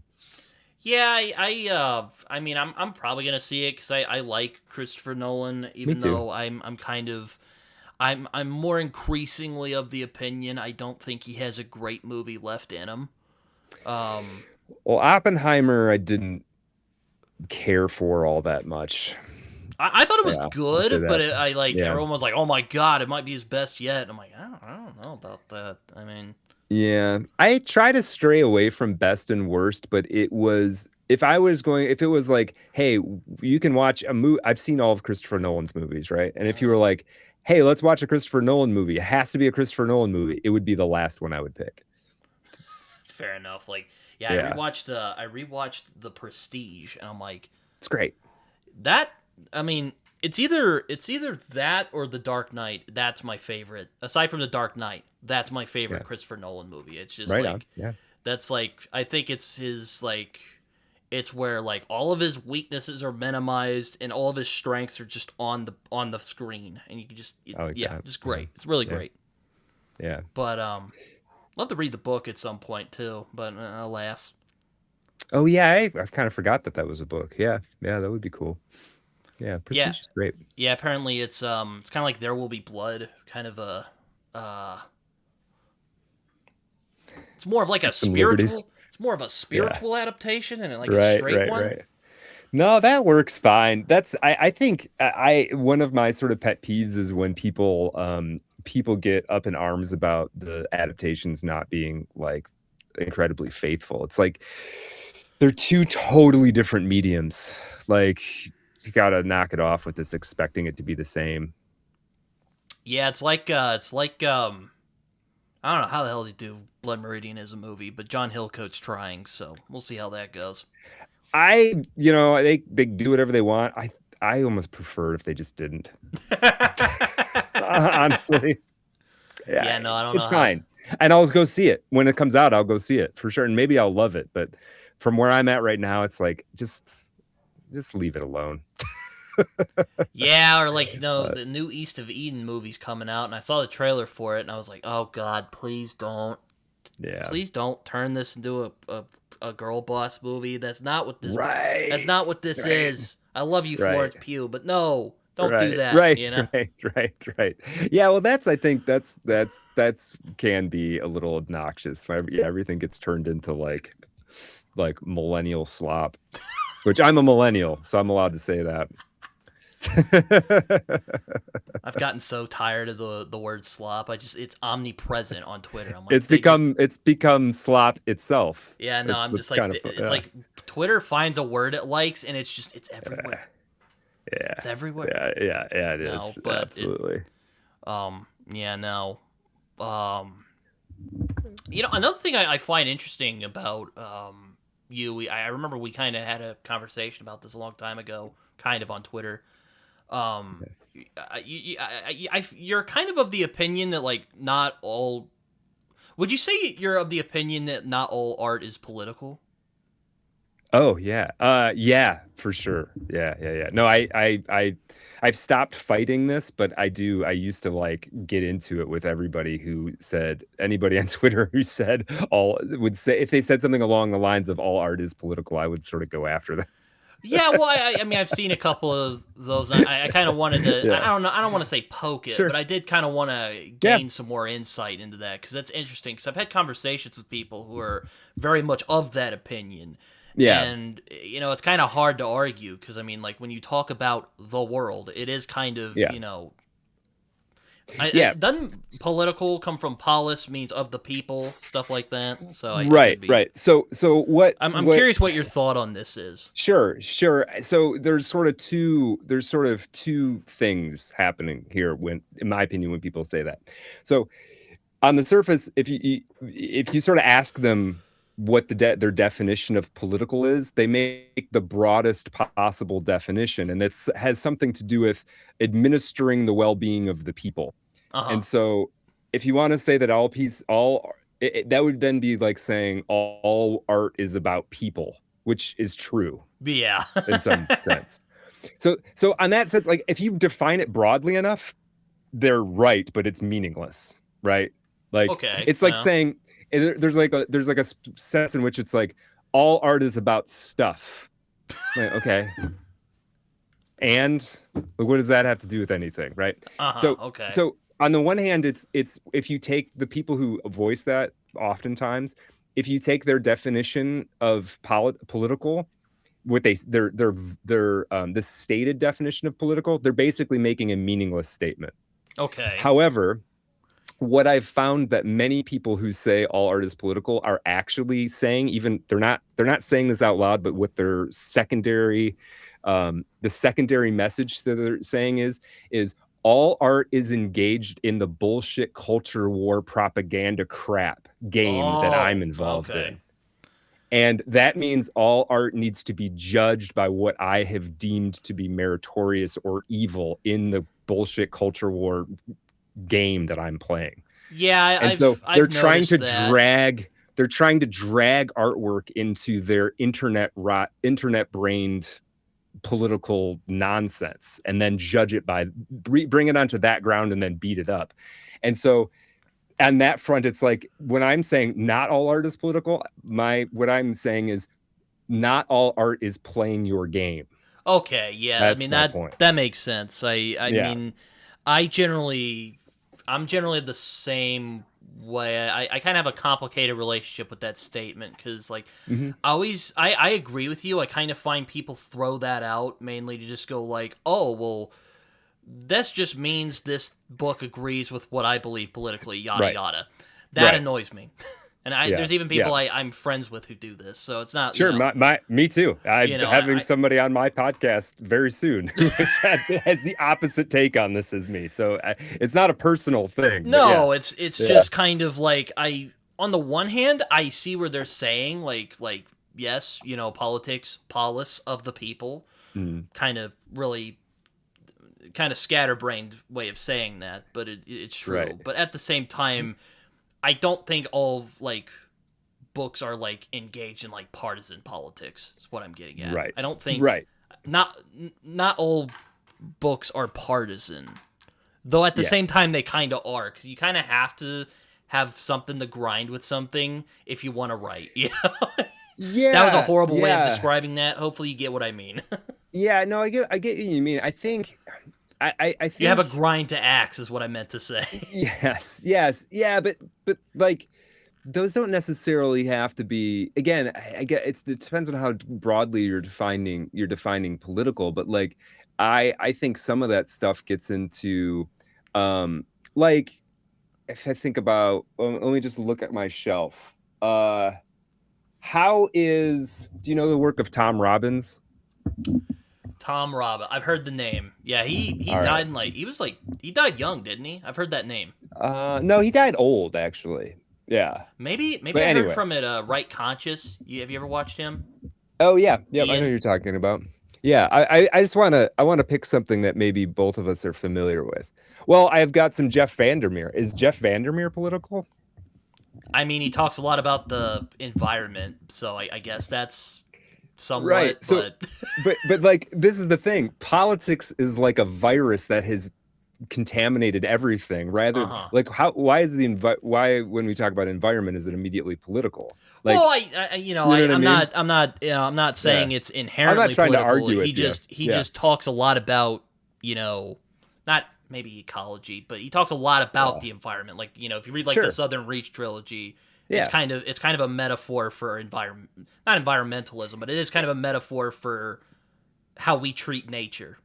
Sure. Yeah, yeah, absolutely. And so there are there's political stuff you could make Also, a great bit associated of with it. cosmic horror as well. So Yeah, just for saying. sure.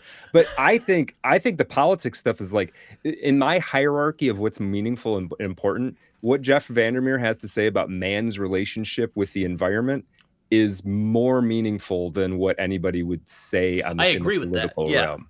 I Yeah. agree with that. So Yeah. so to me when people say like all art it's just they're trying to drag art into like their kind of silly game most of the time. Yeah, no, it's And kind of like usually when people it's try to get mad about like Blood Meridian being like a yeah, leftist novel. I'm just like, right. guys, it's okay. Yeah. Yeah, well that's the thing is like Or like a a person Marxist analysis of right. Blood Meridian. You're like, Well, yeah, well that's the hold thing on. is like the people who are really obsessed with this, they're like if a white guy and a black guy in a book get along, it's suddenly leftist somehow. Or if you know what I mean? Like, no, that's just two people figuring it out. Like it doesn't have to be caught up in It's like, like it doesn't oh, they commit genocide against Native Americans. right. That's leftist. I'm like, what are you talking Yeah, about? like yeah, yeah. It's so yeah, I just think I think it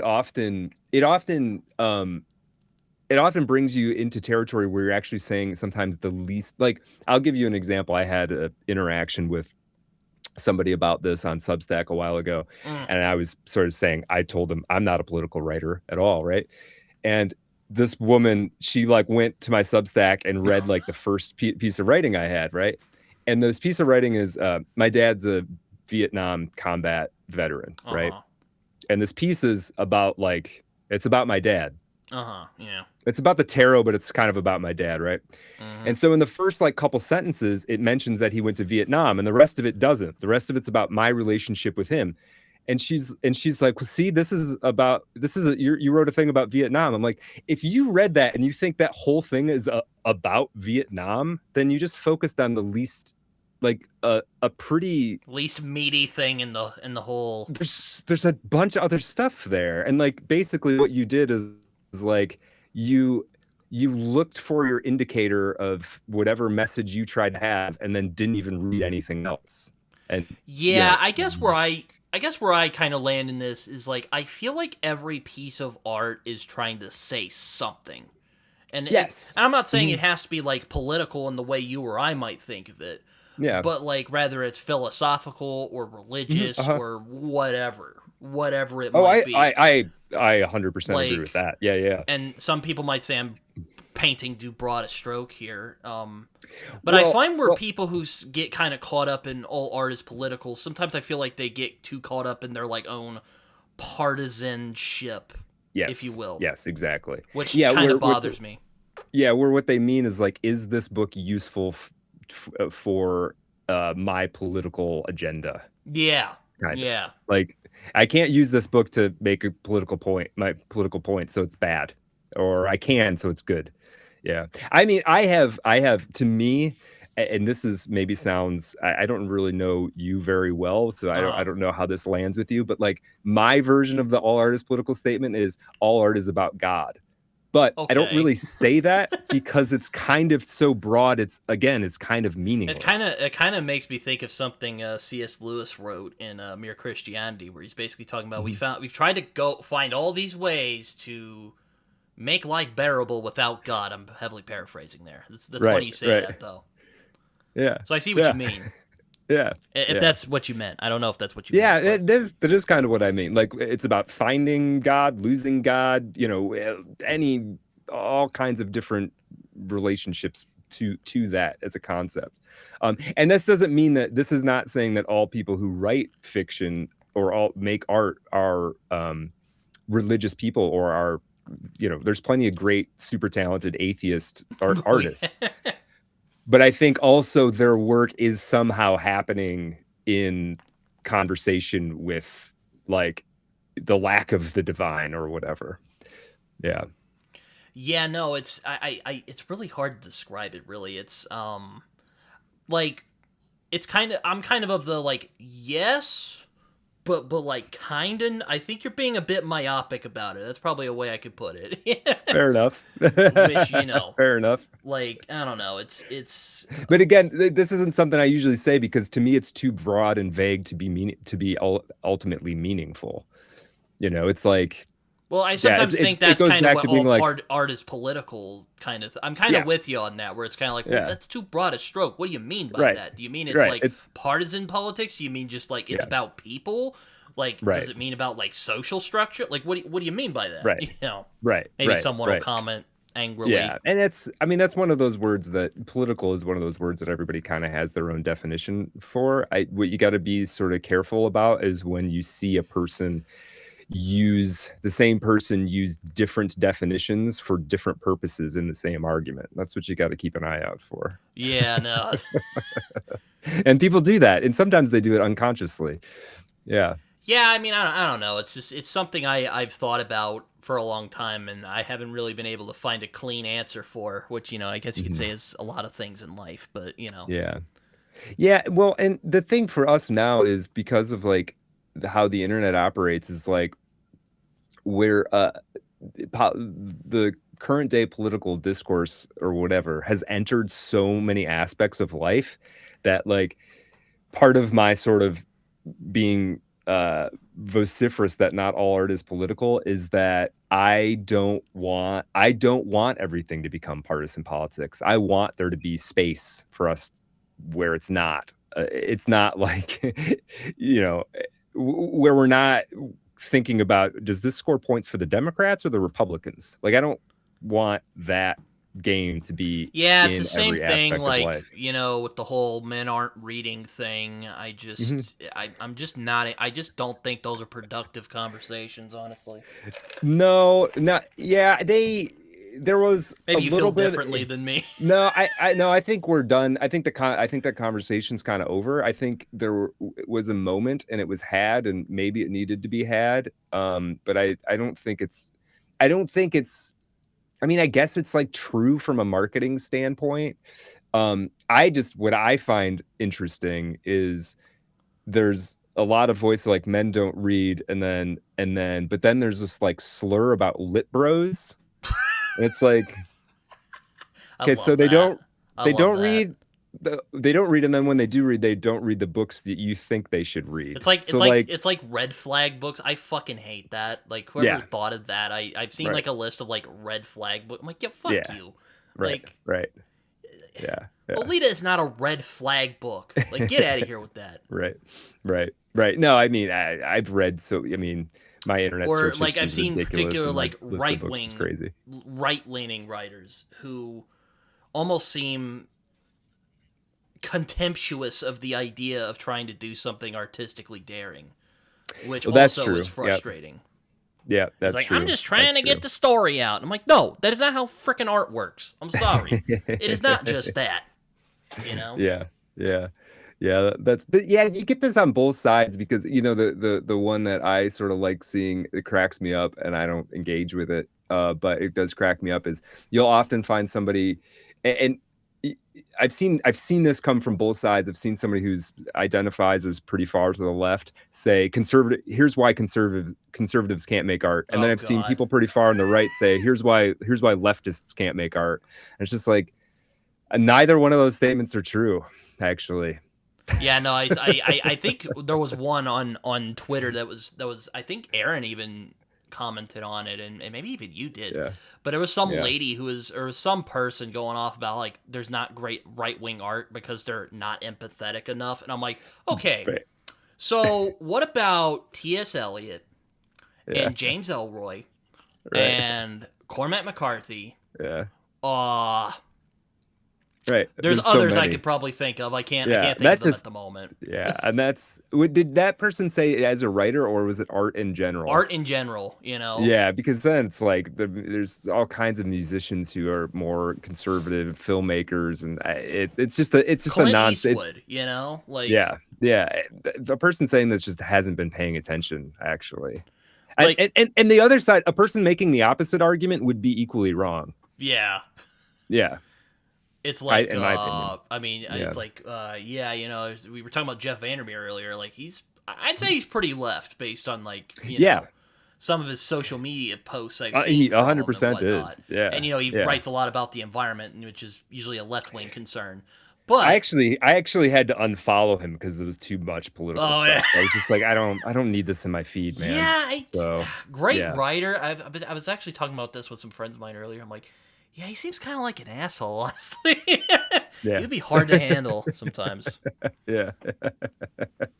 Hopefully, this probably won't go viral on the internet, but it's just like, Nah, I don't think so. but it's like, I'm just like, God, like he said he stopped talking to somebody because they used AI for something. I'm like, okay, that's a bit too far, bro. Like, hold on a minute. Yeah, not everything has got to be a fight. Well, and the thing that I find to be sad is friends are should be more important than politics to me. Like, I've got friends that we politically don't see eye to eye, and I try to steer clear of those conversations when I can, because it's like, I love you, man. I don't need to leave this conversation with us mad at each other about something somebody did on TV. Like, let's just be friends. Yeah, it's contentious. I mean, Yeah. I mean, I don't really want to. I hate to say this because I think this has gotten hackneyed too. I don't want to get too into that at the moment because it's just that whole thing is cancerous. And I've complained about American politics enough. Yeah, it is. But, I try not to. I'd certainly try not to get caught in the object level, like day to day, like individual.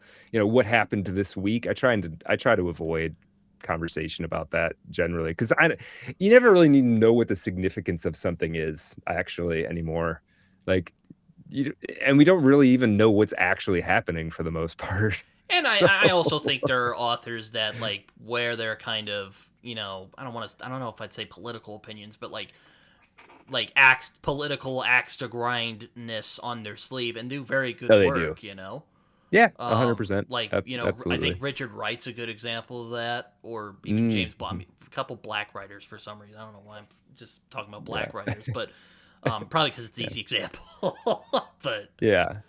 But no, you're right. Yeah, there's writers of all political stripes that I like. You know, even though Cormac, I don't even know if Cormac McCarthy was like conservative in the way like we might think now, but people often called him that, so I'm lumping him in. Yeah, my take on him, like politically, and this could very much be wrong, but this is what I sort of walked away from, is that politically he's actually kind of boring, and he's like a 90s Republican. Oh yeah. It's like not that big a deal. And I could be wrong. Maybe the new Cormac McCarthy biography will come away and it'll be something, we'll find out something new that I didn't know. But yeah, I think he's like a guy who would have voted for Bush 1. Yeah, yeah, you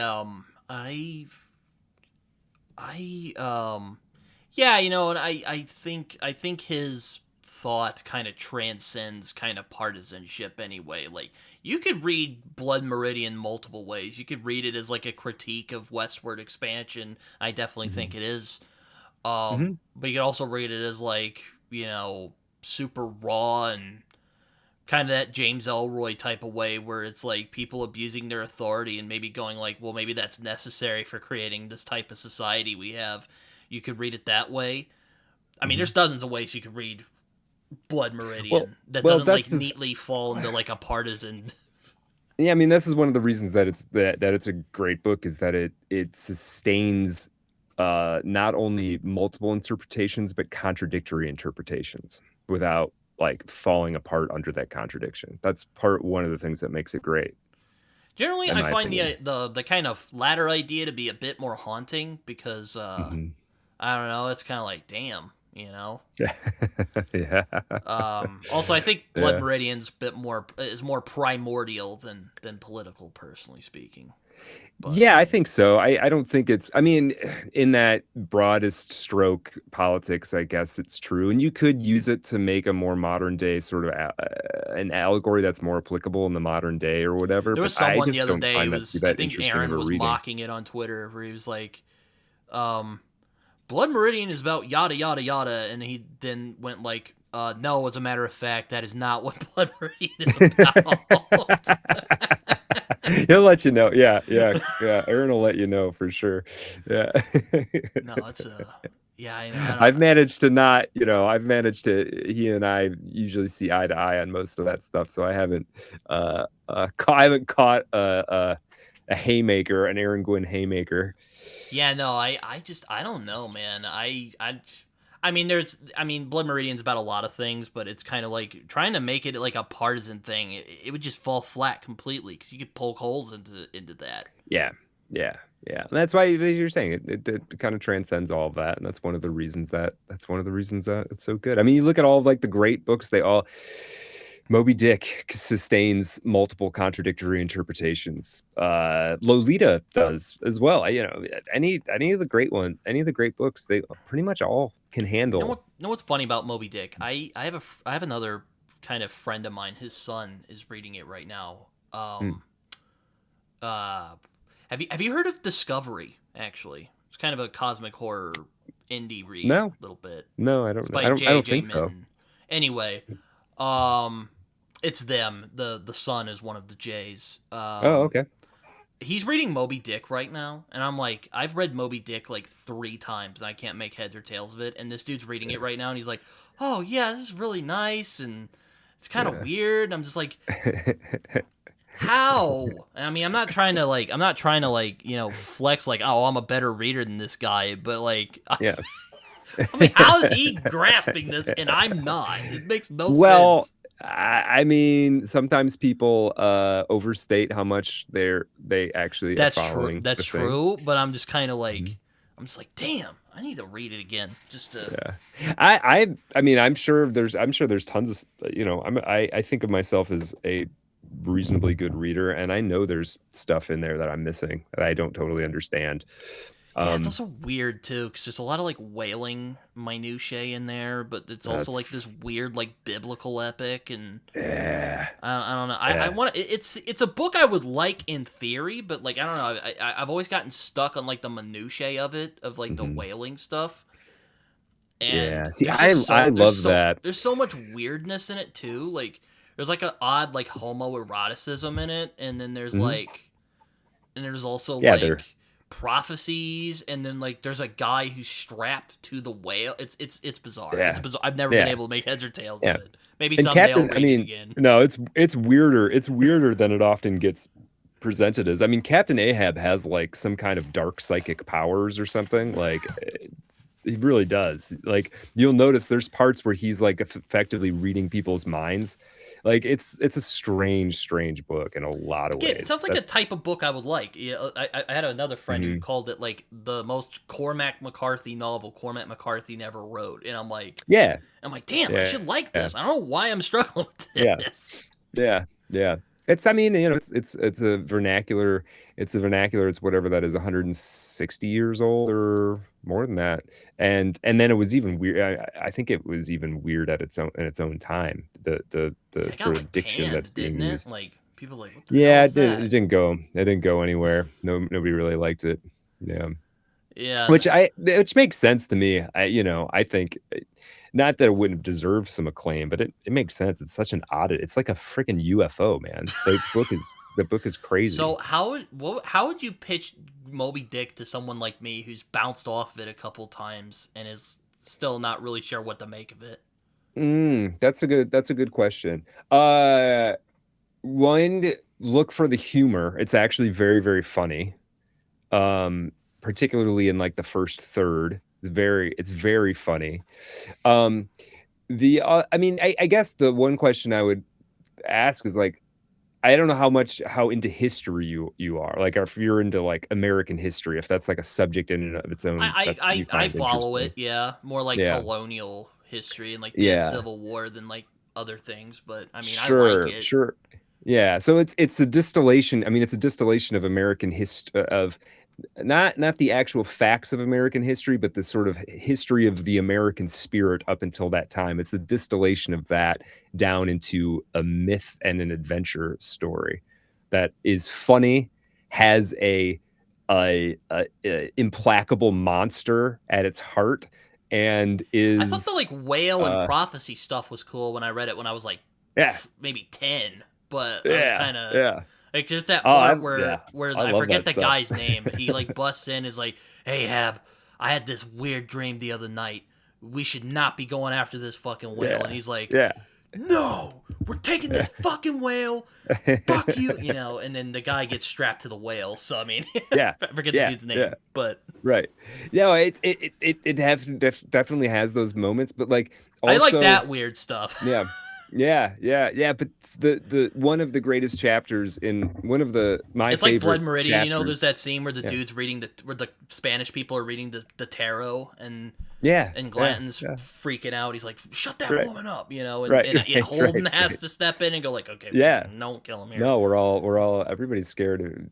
Everybody's scared when people start being psychic. But there's also in Moby Dick there's a chapter called The Whiteness of the Whale, which is an amazing piece of almost standalone literature that is like it's not only seems to understand psychoanalysis pre-Freud, but also is like a one of the most expansive explorations of metaphor as metaphor that there is. It's incredible. I've read that chapter like 4 or 5 times. Yeah. Oh man. So good. Yeah. Also, I remember like some of the other readings because I read it again in like high school, not for a Mhm. school assignment. I was just like, I'm gonna try Moby Dick and it's gonna be fun. And then I read it, and then Yeah. like there's even parts where like it's stylistically experimental. Like I don't Mhm. know, I don't know. Maybe I'll have to. Maybe Yeah. fourth time is the charm. You know, Herman Melville was like kind of like a part of it where it's visionary. I mean, written like a play. You know. yeah. He's all over the place. He's doing all the postmodern stuff before quote unquote before friggin' modernism. Actually, he was on one. I don't know what had in his pipe, but Herman Melville was he was out there on the far edges of human consciousness when he wrote that book. Yeah, I mean, it's again, I again maybe when I read it again, whenever that'll be, like it'll finally Yeah, click. I'll be like, oh my god, yeah, I give it a get it shot. now. You know, Yeah, I don't yeah, know, hasn't yeah, happened yet. yeah. It took me until the first reading I kind of bounced off of it. Yeah, I don't know what changed in between those two, but the second time I was like, "Oh, this is exactly what I want." I mean, to be fair, I was kind of that way with Blood Meridian. I read it when I was like 18, and Yeah. I was kind of like, okay, yeah. And it was very like, it's such a weird thing that describing the prose of Blood Meridian, because it's like, how do I put it? It is so like clear and like visual in a sense, like, Mhm. but it at the same time it like I can't even describe it. It's I don't know. Mhm. You kind of bounce off of it at the same time because it's so, you know, Yeah, I like think the I don't thing know. I don't yeah, know. I think he's living at this like I've he's noticed got a like very Suttree, like I've noticed yeah. Suttree's kind of like that too. Oh, Suttree's even like deeper in that sense because he was making no concessions for the audience in Suttree. He was just like, I'm gonna. Nah, that's an overstatement for sure. But he was going hard, and he refined it a little bit in Blood Meridian. But then he also put it in this sort of mythic realm. And the one thing that you have to like keep in mind that not you necessarily, but a person who's stepping into the Cormac McCarthy realm is he's doing this third person dramatic thing. And so I see a cattail there. Yes, yes. Hello, It's very Jerry. cute. Very Uh, nice. uh, Hello. he's operating this third person dramatic layer, right, where he's not giving you any interiority in the characters, and he's taken all of the narrative function, the narrative requirement of all that interiority, and he's splattering it across the landscape. So it's actually like this deep work of impressionism that in which you're actually it's sort of being told to you almost inside out. And so people get lost in like all this landscape stuff, and they're like, well, this is pretty, but like, what's the point? And he's literally trying to, in one step I think it works explain to you what's happening to the characters. It makes it mythic. Mm-hmm. Yeah, and exactly. I generally like books that, like Heart of Darkness, or I think even Lolita kind of plays with this a little bit too, that like where it takes these mundane things and elevates them to such a level where it's mythic. Yeah. Which again is why Moby Dick fascinates me, even though I've bounced off of it several times. Yeah. And the thing is, generally speaking, the closer the camera gets to being like behind one person's eyeball, like you get down into first person, the harder it is to maintain that mythic register. The only person I've really seen be able to do it is this German writer, Ernst Junger. He can be first person and mythical at the same time. But other than that, I rarely see somebody be able to do both of those things simultaneously. Yeah, that's a good point. I read a book called Black Leopard, Red Wolf from Marlon James a few years ago. Oh, I've been hearing about good things about that.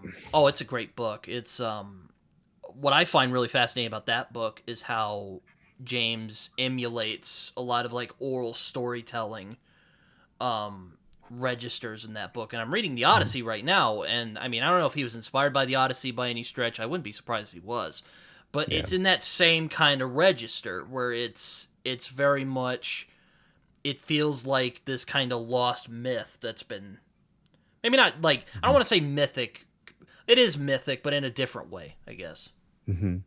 Maybe not in the way of like a McCarthy, though. Funnily enough, one of the recent copies of Blood Meridian has an introduction from Marlon James. Oh, really? That's interesting. Huh. That doesn't surprise me. To know what he has books to say. Yeah, are also very raw and violent, just in a different way. Yeah, I haven't gotten into. I not for any particular reason. I have not read anything by Marlon James at this point.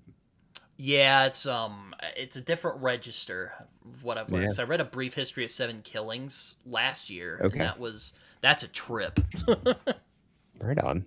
Yeah, one of these days I'm gonna have to get around to it. But no, I think it's definitely I think it's a great fantasy novel, but it's very again, it's kind of operating in that like very oral storytelling kind of voice, which I find really interesting because like not a lot of books in general do that, but this one did. True. Yeah. Yeah, that's true. Very many books are kind of trapped by convention. I've seen, even if they're good. That's true. Yeah. No, I think that's true. I think we'll see. I think there is a something like a hunger for the mythic that will sort of usher it back, into the fore. I mean, sometimes these things kind of go in cycles, right? So, I mean, kind of the cut back to what we were talking about at the beginning. Train Dreams kind of plays with that a little bit. Yeah. He's playing out. Yeah, with the because I remember reading about like those like old feral girl legends, and like did you ever read Scary Stories to Tell in the Dark? Oh yeah, it has a version of that story in there. Yep. Yeah. No, there's a whole folklore tradition and actual instances of people being like raised. I guess by that's wolves. What I like. Yeah. Gritty mythic literature. Yeah, me too. Yeah. I guess that makes me a dude, also bro. I don't know. Yeah. But yeah, I think you're a lit bro. I think you go on a list. They put a red flag next to your name. I dabble in the lit, bro. I'll put it that way. Oh man. No, Yeah. Well, I'm getting hungry, I'll be honest with you. So I'm probably going to stop it here, but this has been fun. I've really enjoyed this chat a lot. I'm really glad we could get together for this. Me too. Yeah, I appreciate the invite, and this was really enjoyable for me. We should do this again. Maybe if I read your book, I'll email you again, and we can. There you go. Anyway, before I end these things, I always like to have people, if they want to share their social media and all that, they can do that. Oh, sure. So feel free. Yeah. Brad Kelly. That's Kelly on Twitter. Substack is Brad Kelly-esque. Podcast is madmethodpod.com. You can get that all on all your platforms, YouTube, Spotify, etc. And if you want to buy The Earth and Dark, you can find that through my Twitter or my Substack. But check it out. It's kind of Amazon only because us self-published writers, as of now, going through Amazon is still our best option. So check it out. Yeah, I just got KDP recently. That's that was a pain in the ass to get through. Yeah, a little bit. Yeah. But anyway, but thank you, Brad, for coming on. We should do this again at some point. Indeed, thank you. Maybe if I read Moby Dick again, I'll get you on for that. There you something. go. I don't there know. You go. Yeah. Be like, what did this mean, Brad? Anyway, until next time. Yes, sir.